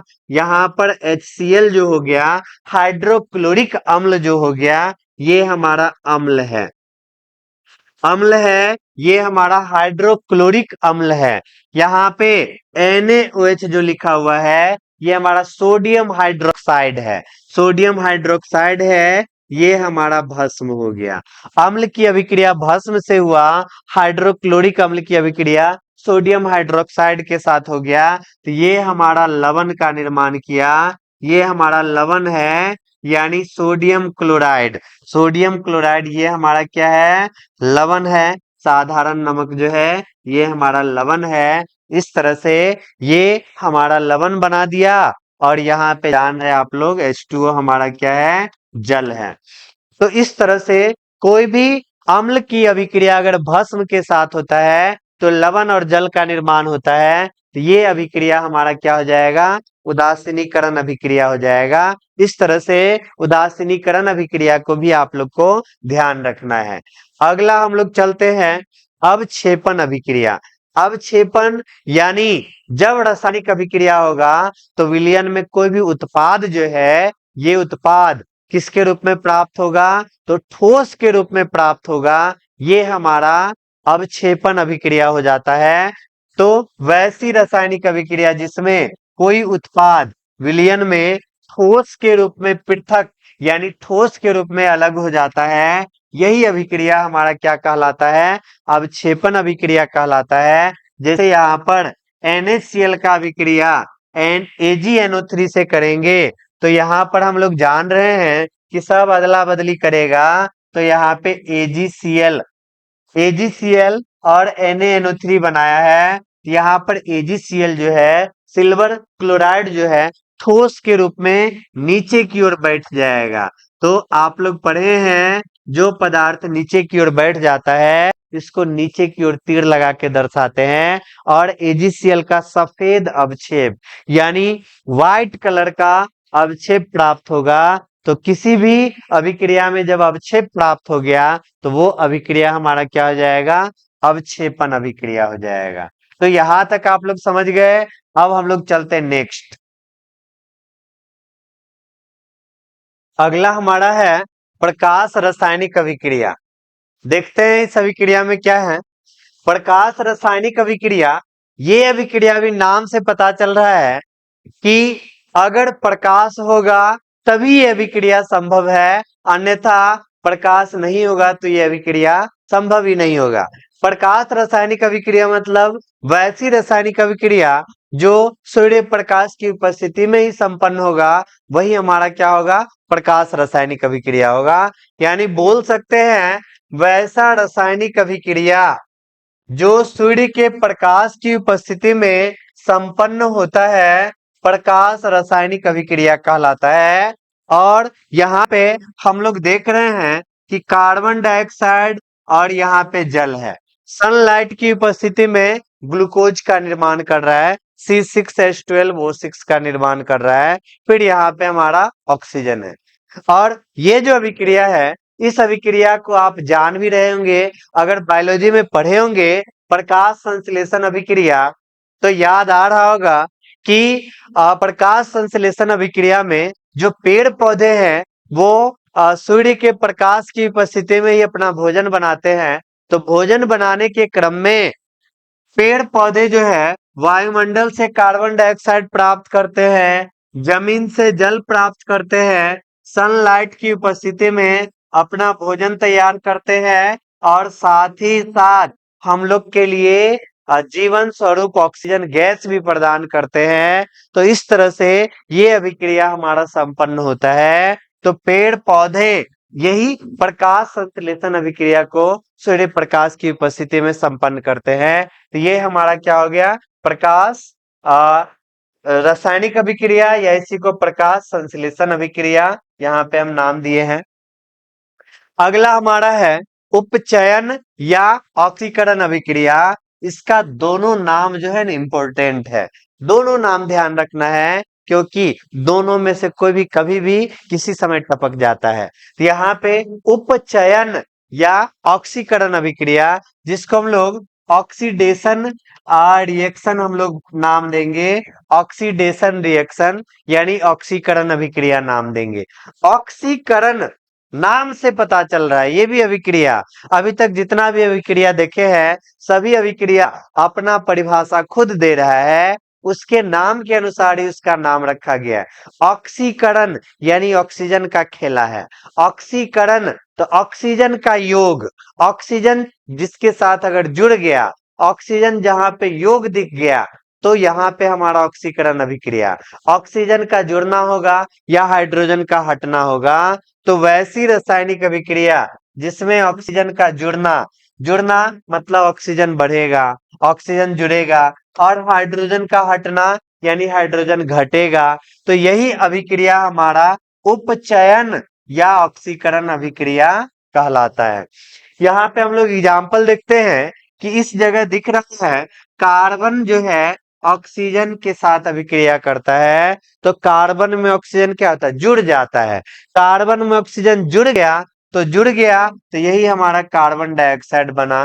तो यहाँ पर वैसी रासायनिक अभिक्रिया जिसमें ऑक्सीजन का जुड़ना या हाइड्रोजन का हटना, ऑक्सीजन जुड़ सकता है या हाइड्रोजन हट सकता है या दोनों भी चीज हो सकता है, तो ये अभिक्रिया हमारा जो है उपचयन अभिक्रिया कहलाता है। तो यहाँ पे इस तरह से परिभाषा हम लोग का ज्यादा सटीक माना जाएगा। वैसी रासायनिक अभिक्रिया जिसमें ऑक्सीजन का जुड़ना या हाइड्रोजन का हटना होता है, वही रासायनिक अभिक्रिया हमारा क्या कहला जाएगा, उपचयन या ऑक्सीकरण अभिक्रिया। यहाँ पर भी देख लीजिए, कॉपर है, कॉपर में ऑक्सीजन क्या होता है, जुड़ जाता है। कॉपर के साथ ऑक्सीजन जुड़ गया तो यहाँ पे हमारा कॉपर का ऑक्साइड बना लिया।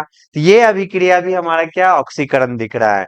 यहाँ पर CH3CHO है, CH3CHO है, तो यहाँ से हमारा हाइड्रोजन जो है दो गो हट गया, बाद बाकी HCHO रह गया, यहाँ से हाइड्रोजन हमारा हट गया, तो दो गो हाइड्रोजन हमारा हट गया यहाँ से।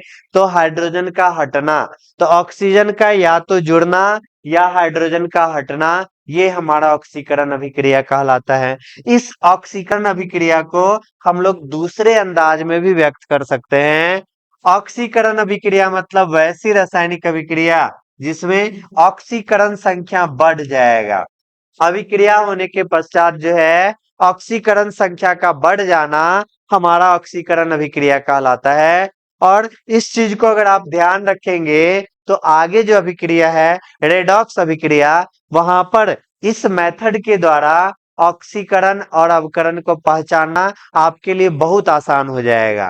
ऑक्सीकरण ऑक्सीकरण ऑक्सीकरण नाम से पता चल रहा है, जिसका ऑक्सीकरण होगा मतलब ऑक्सीकरण संख्या बढ़ रहा है। ऑक्सीकरण संख्या होता क्या है, ऑक्सीकरण संख्या आप लोग को सिंपल ध्यान रखना है, कोई भी परमाणु है उसके ऊपर जो आवेश होता है। अगर हम यहाँ पर अगर हम यहाँ पर Ca लिख दिए तो यहाँ पे इसका अगर ऑक्सीडेशन नंबर आपसे पूछा जाए तो 0 बताना है, क्योंकि इस पे कोई आवेश नहीं है। तो किसी भी परमाणु अणु किसी भी आयन पे जो उसका आवेश होता है वही आवेश उसका ऑक्सीकरण संख्या, ध्यान रखना है यहाँ पे। जैसे यहाँ पे अगर हम नाइट्रोजन बोल दिए, कोई आवेश नहीं है, तो ऑक्सीडेशन नंबर यहाँ पे हमारा 0 होगा। अगर कैल्शियम दिखा, इस पर प्लस 2 गो चार्ज हो गया, तो इसका ऑक्सीडेशन नंबर जो है +2 बता देना है। अगर नाइट्रोजन है, -3 दिखा, इसका ऑक्सीडेशन नंबर आपसे पूछेंगे तो -3 बता देना है।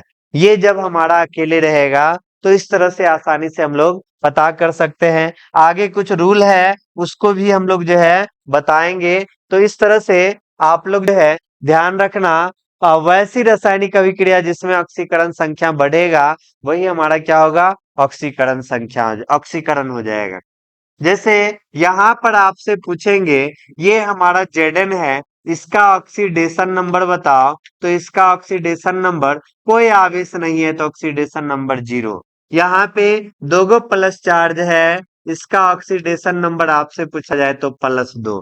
तो 0 से +2 हो गया, 0 से +2 हो गया, तो ऑक्सीकरण संख्या बढ़ा कि घटा, बढ़ गया। तो ऑक्सीकरण संख्या बढ़ गया तो यहाँ पे हमारा क्या हो रहा है, ऑक्सीकरण हो रहा है। तो इस बात को हम बोलेंगे कि यहाँ हमारा अभिक्रिया ऑक्सीकरण अभिक्रिया है। इस बात को भी आप लोग को सिंपल ध्यान रखना है, ऑक्सीकरण संख्या का बढ़ना हमारा ऑक्सीकरण कहलाता है। एक तो हमारा उपचयन या ऑक्सीकरण हो गया, दूसरा है अपचयन अपचयन अपचयन या अवकरण अभिक्रिया। अपचयन या अवकरण अभिक्रिया, तो ये हमारा ऑक्सीकरण का सेम उल्टा हो जाएगा। ऑक्सीकरण में जितना बात पढ़े उसका उल्टा हो जाएगा। ऑक्सीकरण में क्या पढ़े थे, ऑक्सीजन जुड़ेगा, यहाँ पे अवकरण ऑक्सीजन जो है यहाँ पे हटेगा। और उसमें पढ़े थे हाइड्रोजन का वियोग, हाइड्रोजन का हटना, लेकिन अवकरण में जो है हाइड्रोजन का जुड़ना। अवकरण यानी अपचयन अभिक्रिया जिसमें हाइड्रोजन का जुड़ना होगा या ऑक्सीजन का हटना हो जाएगा। यही अभिक्रिया हमारा अपचयन अभिक्रिया कहलाता है। यहाँ पे क्लोरीन के साथ हाइड्रोजन का अभिक्रिया किए हैं तो क्लोरीन हाइड्रोजन के साथ जुड़कर HCl बना लिया है। अगर इस अभिक्रिया को संतुलित करने का मन होगा तो यहाँ पे 2 हम लोग लगा सकते हैं ताकि अभिक्रिया संतुलित हो जाए। यहाँ पर क्लोरीन हाइड्रोजन जुड़ गया तो हाइड्रोजन का जुड़ना हमारा क्या होता है, अवकरण। तो ये हमारा अवकरण अभिक्रिया है। ऑक्सीजन का हटना PbO है, लीड ऑक्साइड PbO है। यहाँ Pb हमारा अलग, हाइड्रोजन ऑक्सीजन बेचारा अलग, दोनों को अलग अलग कर दिए तो ऑक्सीजन का जो हटना होता है, ऑक्सीजन का जो हटना होता है, यही हमारा अभिक्रिया अपचयन अभिक्रिया कहलाता है या अवकरण अभिक्रिया कहलाता है। ऑक्सीकरण के टर्म में भी इस अभिक्रिया को जानेंगे, अवकरण अभिक्रिया, जिसका ऑक्सीकरण संख्या घटेगा। ऑक्सीकरण तो ऑक्सीकरण संख्या बढ़ा, अवकरण अवकरण में ऑक्सीकरण संख्या घट जाता है। ऑक्सीकरण संख्या का घटना ही हमारा क्या कहलाता है, अवकरण अभिक्रिया कहलाता है। ऑक्सीकरण संख्या का घटना अभिकरण अभिक्रिया। यहाँ पे ऑक्सीकरण संख्या अगर आपसे पूछा जाए, ऑक्सीडेशन नंबर तो +2। यहाँ हमारा कॉपर जो है कुछ भी आवेश नहीं है तो 0 हो गया, तो +2 से 0 हो गया, घट गया तो घटना ही हमारा क्या है, अवकरण अभिक्रिया। तो एक ऑक्सीकरण पढ़े, दूसरा अवकरण पढ़े, जहां दोनों साथे साथ होगा, जहां पे दोनों बात हो जाएगा, दोनों बात एक साथ आ गया तो वो हमारा हो जाएगा रेडॉक्स अभिक्रिया। रेडॉक्स अभिक्रिया, रेडॉक्स अभिक्रिया जिसको हम लोग ऑक्सीकरण अवकरण अभिक्रिया के नाम से भी जानते हैं।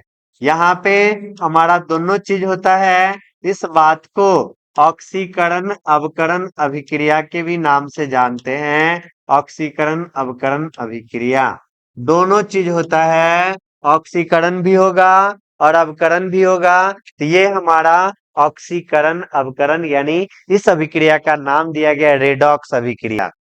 तो बोलेंगे वैसी रासायनिक अभिक्रिया जिसमें उपचयन, उपचयन मतलब ऑक्सीकरण की क्रिया और अपचयन, अपचयन मतलब अवकरण की क्रिया साथ साथ घटित हो, वही अभिक्रिया हमारा रेडॉक्स अभिक्रिया। दोनों अभिक्रिया एक साथ होगा तभी हमारा रेडॉक्स अभिक्रिया। अब यहाँ पे इसको हम लोग को पहचानना है। यहाँ पे एग्जाम्पल में हम लोग खोजते हैं किसका ऑक्सीकरण किसका अवकरण। तो आप लोग को जो है एक बात हमेशा ध्यान रखना है, यहाँ पर कौन सा बात ध्यान रखना है जो आपको 10वां तक में काम आ जाएगा।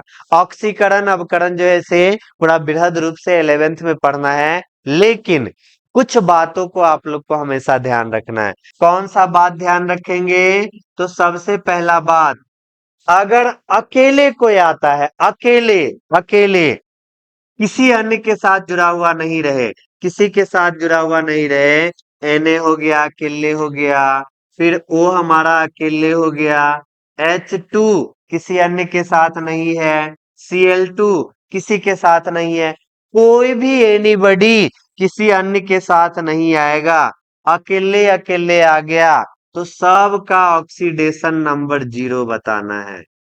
सबका ऑक्सीडेशन नंबर 0, किसी पर कोई आवेश नहीं है तो 0। ये बात तो आप लोग जान रहे हैं, पहला बात तो आप लोग जान चुके हैं। दूसरा बात आप लोग को जानना है, दूसरा बात कि ये बात तो पता है कि कुछ नहीं है तो 0 है, आवेश जितना है उतना ही उसका ऑक्सीकरण संख्या है। ये दोनों बात तो हमेशा ध्यान रहेगा।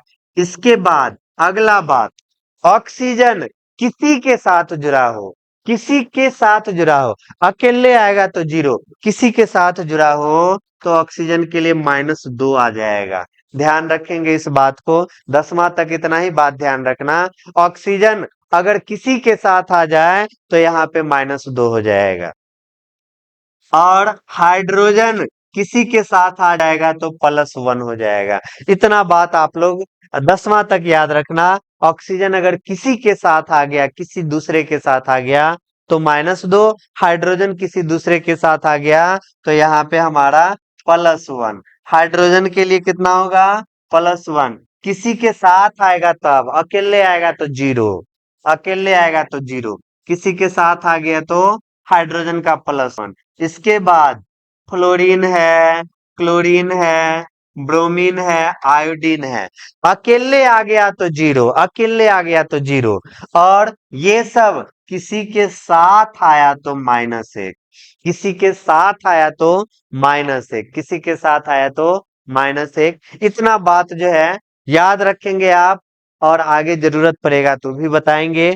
आप लोग को सिर्फ इतना ध्यान रखना, ऑक्सीजन किसी के साथ आया तो -2, हाइड्रोजन किसी के साथ आया तो +1, फ्लोरीन, क्लोरीन, ब्रोमीन, आयोडीन किसी के साथ आया तो -1, और अकेले कोई भी आया तो जीरो। और किसी पर जो आवेश रहता है वो आवेश ही उसका ऑक्सीकरण संख्या होता है। जैसे यहाँ पर ऑक्सीजन, ऑक्सीजन अगर अकेले आता तो जीरो कर देते, लेकिन ये कॉपर के साथ आया है तो ऑक्सीजन का हमारा -2 हो जाएगा। और इस बात का ध्यान रखना, किसी के साथ आया है तो एगो का पता चल गया तो दूसरा का ऑटोमेटिक पता चल जाएगा। एगो का -2 तो दूसरा का ऑटोमेटिक समझ लेना +2, एगो का -1 तो दूसरा का +1। ये ऑटोमेटिक बात, कुछ बात अपने आप जो है समझ में आ जाना चाहिए।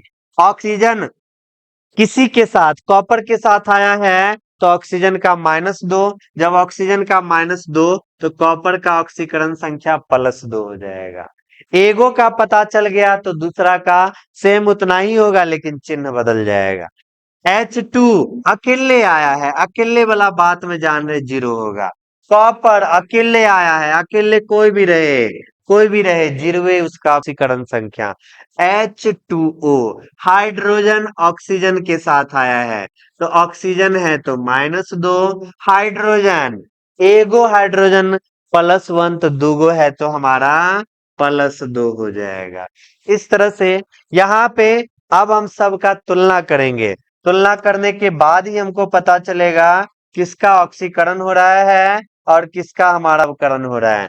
यहाँ पे ऑक्सीजन का देखिए, इधर भी -2, इधर भी -2, ऑक्सीजन हमारा बराबर है तो ऑक्सीजन का कुछ भी नहीं हो रहा है। कॉपर को देखेंगे, कॉपर को अगर हम देखते हैं तो यहाँ पे दिख रहा है +2 है, यहाँ पे जीरो है, +2 है, जीरो है। +2 से जीरो घटा की बढ़ा, घट गया, +2 से जीरो घट गया, तो जो घट जाता है उसका अवकरण होता है। घटने वाले का अवकरण, बढ़ने वाले का ऑक्सीकरण। ऑक्सीकरण संख्या बढ़ता है तो ऑक्सीकरण, घटता है तो अवकरण। हाइड्रोजन का देखिए, यहाँ H2 दिख रहा है, इधर आप देखेंगे तो जीरो से +2, जीरो था +2 हो गया, बढ़ गया, बढ़ गया, तो यहाँ पे हमारा ऑक्सीकरण, तो H2 का हमारा क्या हो रहा है, ऑक्सीकरण। याद रखना इस बात को। इस मेथड के द्वारा आसानी से आप खोज लेंगे किसका ऑक्सीकरण हो रहा है, किसका अवकरण हो रहा है। चलते हम लोग नेक्स्ट, अगला हम लोग क्वेश्चन देखते हैं। इस क्वेश्चन में भी सेम यही रूल अप्लाई करना है। H2 बेचारा अकेले है, अकेले है तो कुछ सोचना है, डायरेक्ट इसको लड्डू खिला देना है। यहाँ पे Br2 अकेले है, अकेले है तो स्वागत करेंगे लड्डू खिलाकर, जीरो कर दिए। अब यहाँ अकेले तो है नहीं, किसी के साथ आया है, केकरो एगो मालूम चल जाए। Br आप लोग को बताए थे फ्लोरीन, क्लोरीन, ब्रोमीन, आयोडीन, किसी के साथ है तो -1। यहाँ पे हमको पता चला कि Br जो है हमारा -1। क्या एगो Br, एगो Br का -1 दूगो है तो -2 कर दिए। H, अब H के बारे में तो सोचना ही नहीं, एगो का -2 तो दूसरा का हमारा +2 हो गया। यहाँ पे H के बारे में देखेंगे, जीरो से +2, जीरो से +2 बढ़ गया कि घट गया, बढ़ गया, तो बढ़ने वाला हमारा क्या होता है, ऑक्सीकरण। बढ़ने वाला हमारा ऑक्सीकरण, बढ़ने वाला हमारा ऑक्सीकरण।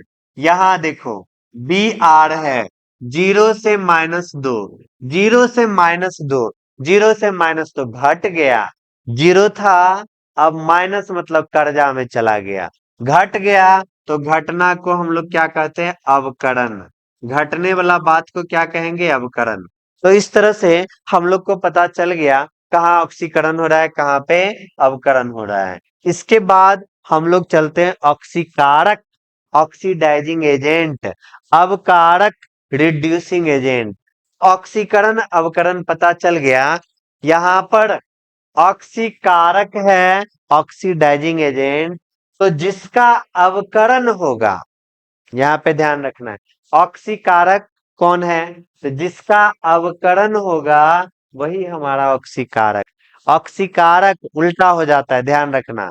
ऑक्सीकारक मतलब जिसका ऑक्सीकरण होगा वो हमारा, जिसका ऑक्सीकरण होगा वो हमारा अवकारक हो जाएगा।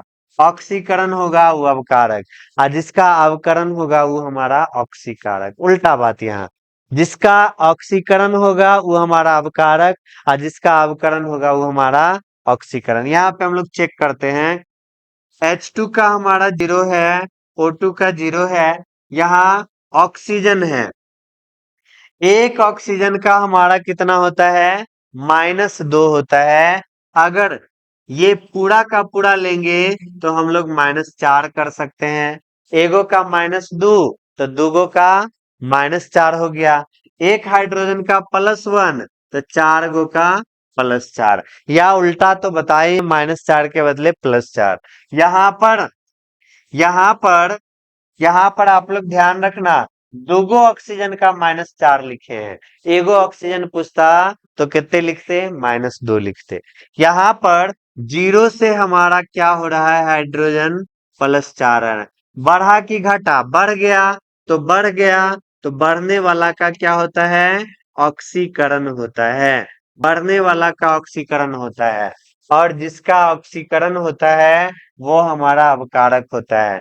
यहाँ हाइड्रोजन का क्या हो रहा है, हाइड्रोजन का हमारा ऑक्सीकरण हो रहा है, तो हाइड्रोजन यहाँ पे हमारा क्या है, अवकारक है, रिड्यूसिंग एजेंट है।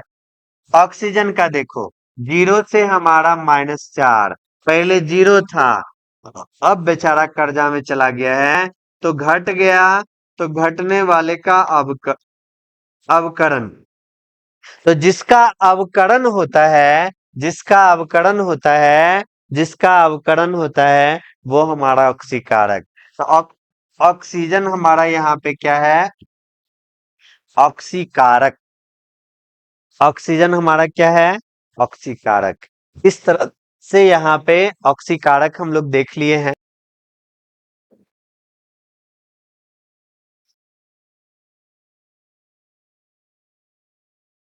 अब हम लोग आगे चलते हैं। आगे हमारा है संक्षारण। यहां तक समझ गए, अब संक्षारण समझना है। संक्षारण क्या होता है कि कोई भी धातु जो है, धातु यानी मेटल, वायु, नमी या अम्ल की उपस्थिति में अवांछनीय पदार्थ जमा कर लेता है। अवांछनीय पदार्थ मतलब जिस पदार्थ का हम लोग को जरूरत नहीं है, जिस पदार्थ के लगने से, जिस पदार्थ के आने से और हानि ही होता है, ये हमारा अवांछनीय, मतलब हमारी इच्छा के अनुसार वो पदार्थ नहीं आता है, तो वो हमारा अवांछनीय पदार्थ हो गया। तो कोई भी धातु है, तो धातु जो है वायु, नमी या अम्ल की उपस्थिति में अवांछनीय पदार्थ जमा कर लिया, तो यही बात क्या होता है, संक्षारण कहलाता है। जैसे हम लोग देखेंगे कि लोहे पर हमारा जंग लगना, हम नहीं चाहेंगे कि लोहे पर जंग लग जाए, लेकिन लोहे पे जंग लग जाता है, ये हमारा हो जाएगा संक्षारण। चांदी का जेवर देखते होंगे, आभूषण देखते होंगे, कुछ दिनों तक यूज करने के बाद पूरा मटमैला टाइप का हो जाता है, बदरंग हो जाता है, तो ये भी हमारा संक्षारण का घटना है। तो इस संक्षारण से बचाने का क्या उपाय है, हम क्या उपाय करेंगे कि संक्षारण से बचाव हो सके। तो सबसे पहला काम देखते हैं, धातु की सतह को हम लोग पेंट कर देते हैं।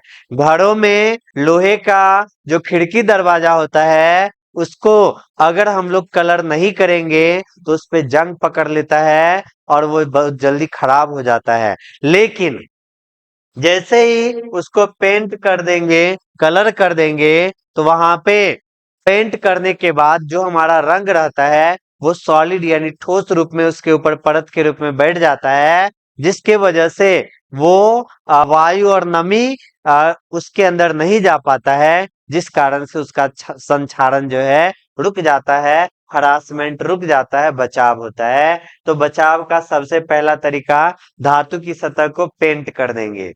इसके बाद धातु की सतह पर तेल या ग्रीस का लेप चढ़ा देंगे।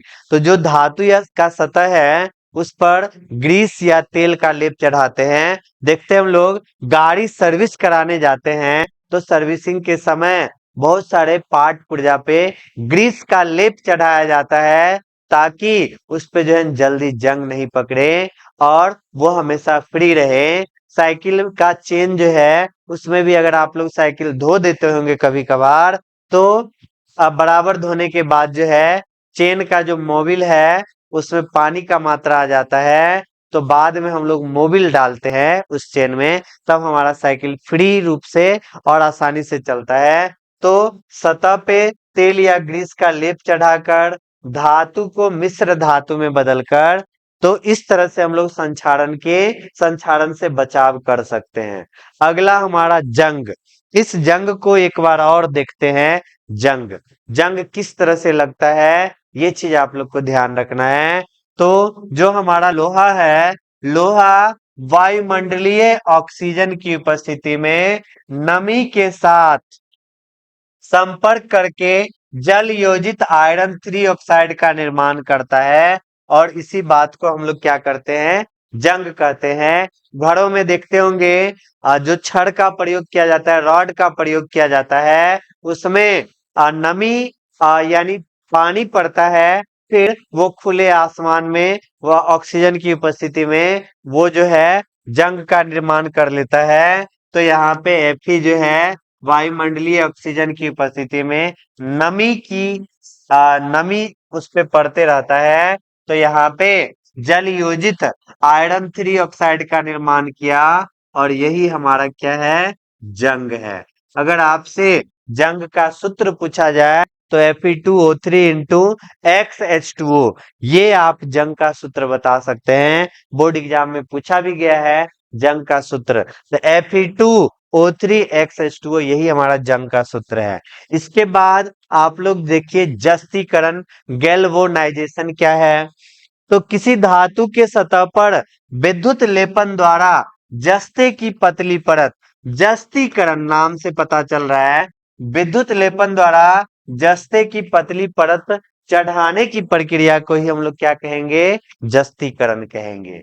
अगला हमारा है विकृत गंधिता।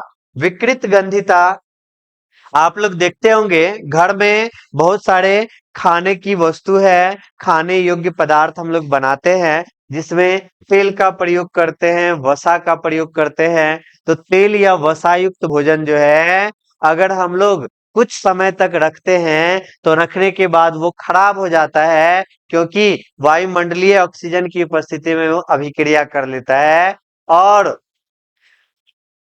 उससे कुछ बदबूदार यानी बदबू अलग टाइप का आने लगता है। तो वही हमारा विकृत गंधिता हो गया, यानी वसायुक्त या तेलीय युक्त खाद्य पदार्थ कुछ समय के लिए खुले वायु में छोड़ देने से उसमें उपस्थित वसा एवं तेल ऑक्सीजन के द्वारा उपचयित हो जाती है, जिससे स्वाद और गंध बदलकर कैसा हो जाता है, बदबूदार हो जाता है, गंध करने लगता है। खाद्य पदार्थ को इस तरह से खराब होना ही क्या कहलाता है, विकृत गंधिता कहलाता है। तो यहाँ पे आप लोग समझ गए इस बात को। अब इस विकृत गंधिता से हम लोग बचा कैसे सकते हैं, बचाव का क्या उपाय है। तो विकृत गंधिता से बचाव का निम्नलिखित उपाय है। सबसे पहला, वसा एवं तेलीय खाद्य पदार्थ में एक्स एंटी ऑक्सीडेंट मिला देने से खाद्य पदार्थ को विकृत गंधिता होने से बचाया जा सकता है। एंटीऑक्सीडेंट पदार्थ जो है अगर हम मिला देते हैं, एंटीऑक्सीडेंट पदार्थ जो ऑक्सीकरण की प्रक्रिया को नहीं होने दे, यानी यहाँ पे हम लोग देखे हैं उपचयित, उपचयन का प्रक्रिया यानी ऑक्सीकरण का प्रक्रिया, उपचयन यानी ऑक्सीकरण का प्रक्रिया को अगर रोक दे एंटीऑक्सीडेंट मिला देते हैं, तो वो ऑक्सीकरण की प्रक्रिया को रोक देता है, जिस कारण से खराब होने की अवधि बढ़ जाता है, नहीं जल्दी खराब नहीं होता है। तो भोजन में देखते होंगे बहुत सारा पदार्थ ऐसा है मिला देंगे जिससे वो खराब नहीं होता है। जैसे कोई चीज भोजन बनाते समय देखते रहिएगा, भोजन में खाबर सोडा का प्रयोग किया जाता है, या अचार हम लोग बनाते हैं तो वहां पे नींबू के रस का प्रयोग किया जाता है। तो ये सब बहुत सारा एंटीऑक्सीडेंट पदार्थ है जिसको मिलाने से भोजन जो है खराब होने से क्या होता है, बच जाता है, यानी ऑक्सीकरण की प्रक्रिया जो है वहां पे क्या हो जाएगा, कम जाएगा, जिससे हमारा भोजन बच सकता है। फिर इसके बाद दूसरा उपाय क्या है, खाद्य पदार्थ के पैकिंग के समय बर्तन से ऑक्सीजन गैस को हटाकर नाइट्रोजन गैस भरकर खाद्य पदार्थ को विकृत गंधिता होने से बचाया जा सकता है।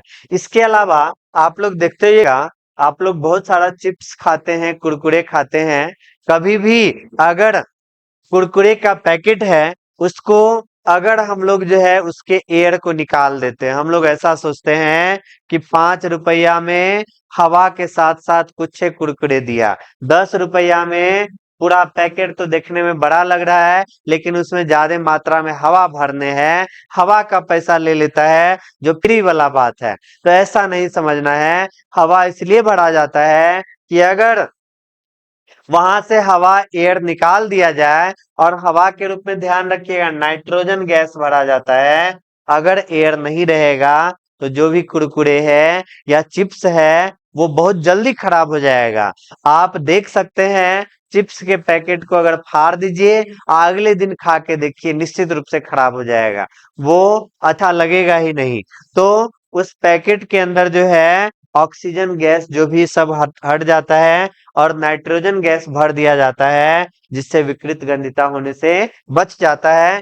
अगर आपसे क्वेश्चन पूछा जाए चिप्स की थैली में, अब बोर्ड एग्जाम में क्वेश्चन पूछा भी गया है, चिप्स की थैली में कौन सा गैस भरा रहता है, तो चिप्स की थैली में नाइट्रोजन गैस भरा रहता है। इस बात को आप लोग ध्यान में रखिएगा, चिप्स की थैली में नाइट्रोजन गैस भरा रहता है।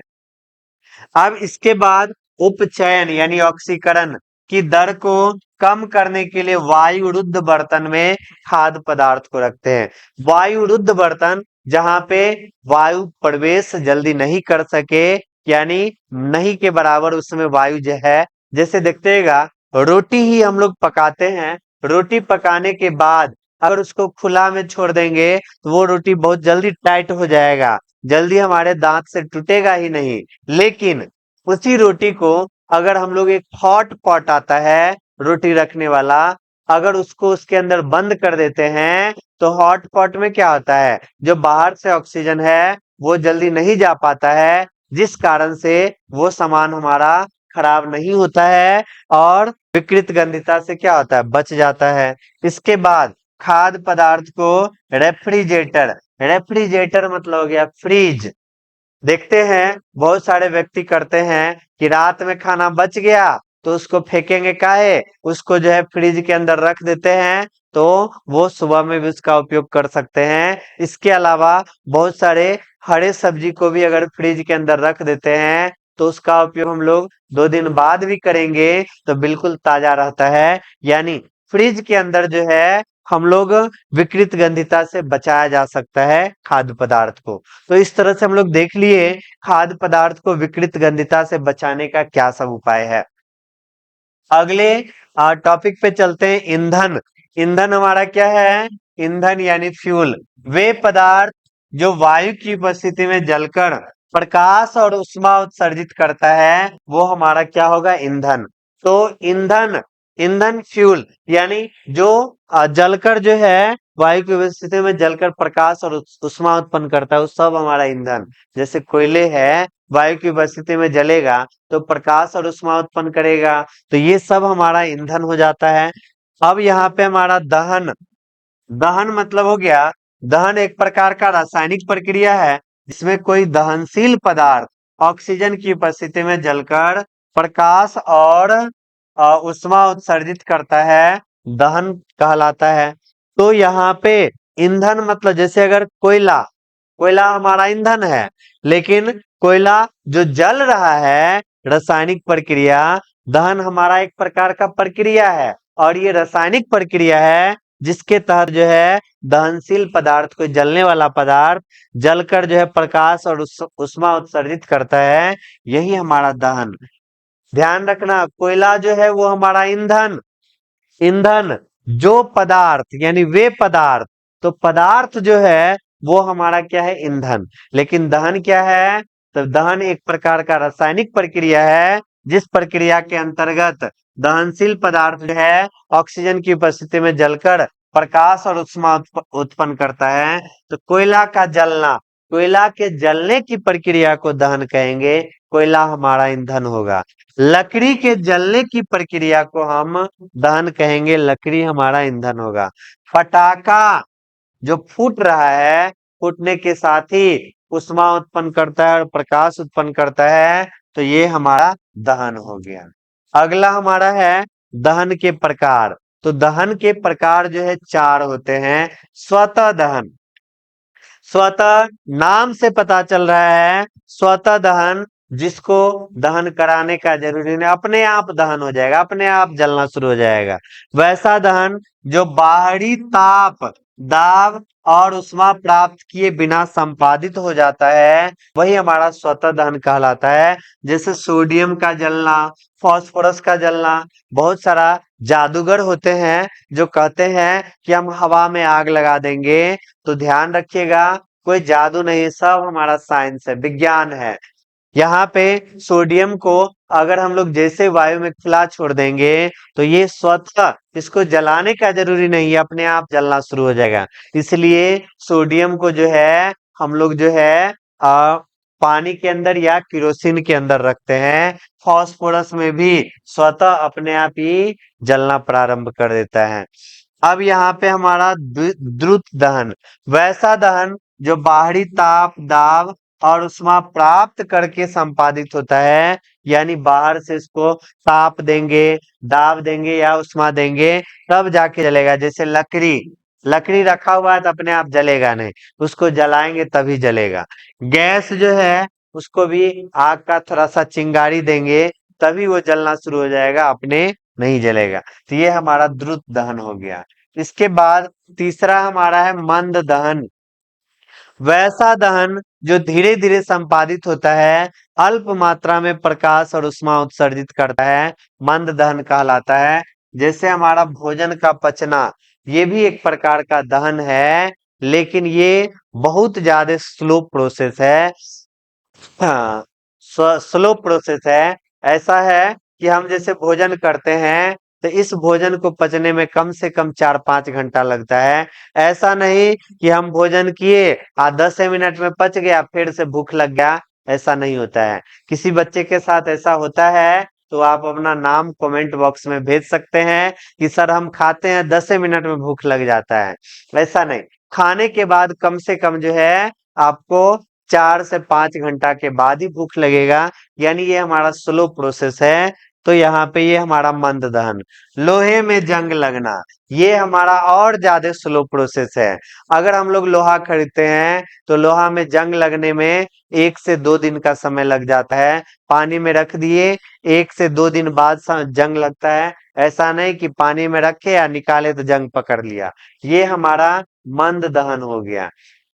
इसके बाद हमारा विस्फोटक दहन, वैसा दहन जो एकाएक, एकाएक मतलब तेजी से संपादित होकर अधिक मात्रा में प्रकाश और उष्मा उत्सर्जित करता है, वो हमारा विस्फोटक दहन। जैसे पटाखे का छूटना, जैसे ही पटाखा में आग लगाते हैं तो बहुत अधिक मात्रा में तुरंत जो है विस्फोट करता है, प्रकाश और उष्मा उत्सर्जित करता है।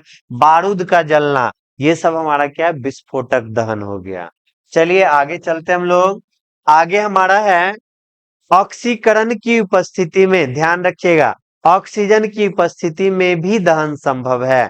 यानी ऑक्सीजन की अनुपस्थिति, बहुत जगह यहाँ पे हम लोग जैसे दहन पढ़े हैं कि ऑक्सीजन जहाँ पे रहेगा वहीं पे दहन संभव होगा। तो हमारे पास एक ऐसा भी केस है जहां पर ऑक्सीजन नहीं भी रहेगा फिर भी दहन संभव है।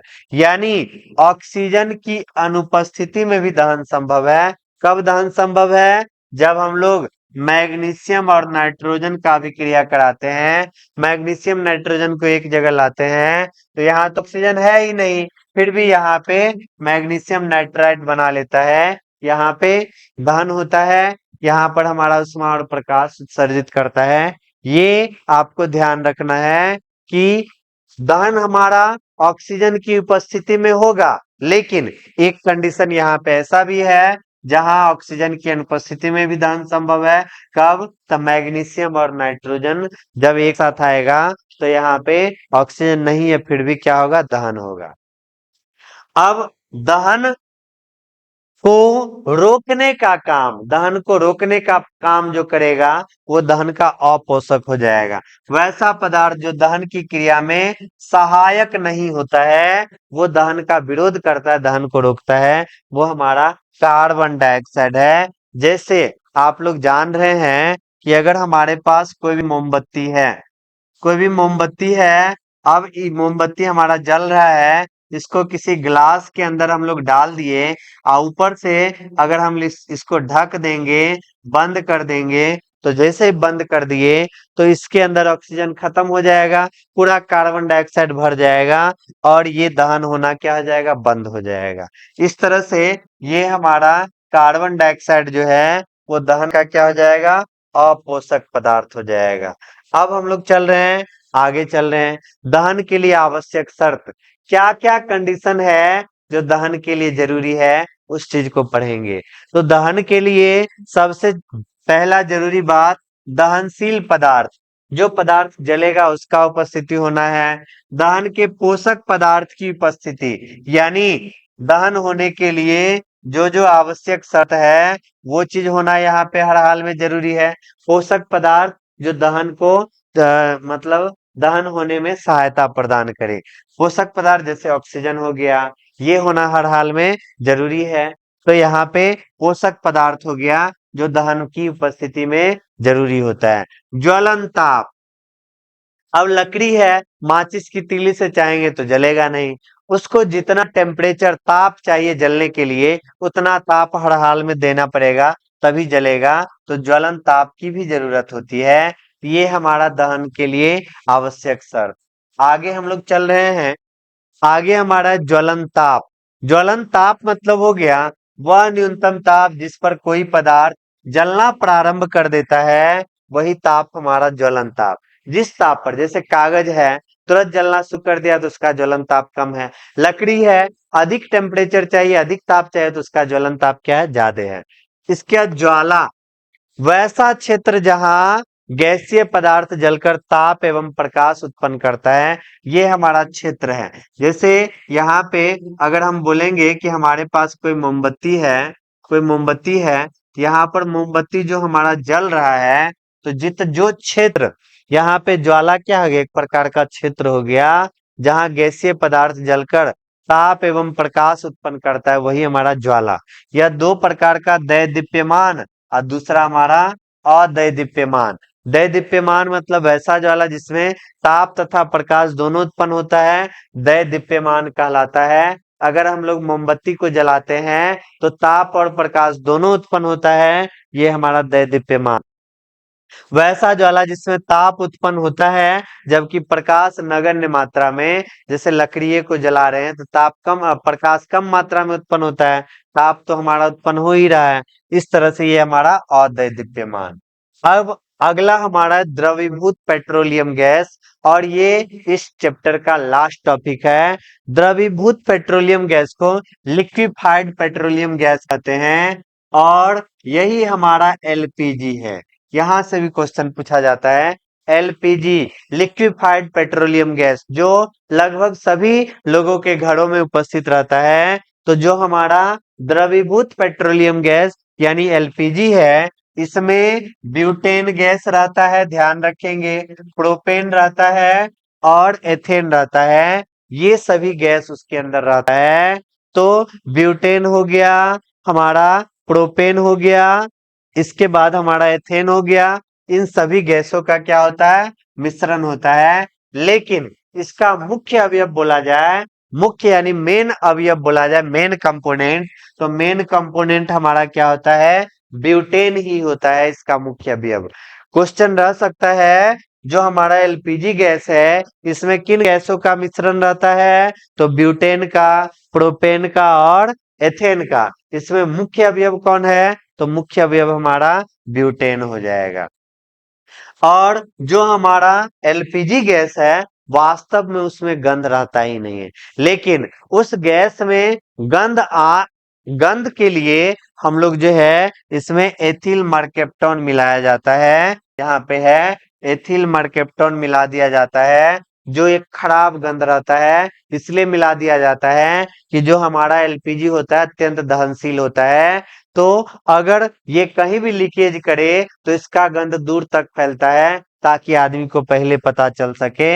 यानी एक विशेष प्रकार के खराब गंधयुक्त एथिल मर्केप्टोन मिला दिया जाता है, अल्प मात्रा में मिला देने से सिलेंडर में भर दिया जाता है ताकि कहीं भी गैस का रिसाव हो तो तुरंत इसका पता चल सके। इस तरह से यहाँ पे पहला चैप्टर हम लोग का कंप्लीट हो चुका है पूरी तरह से।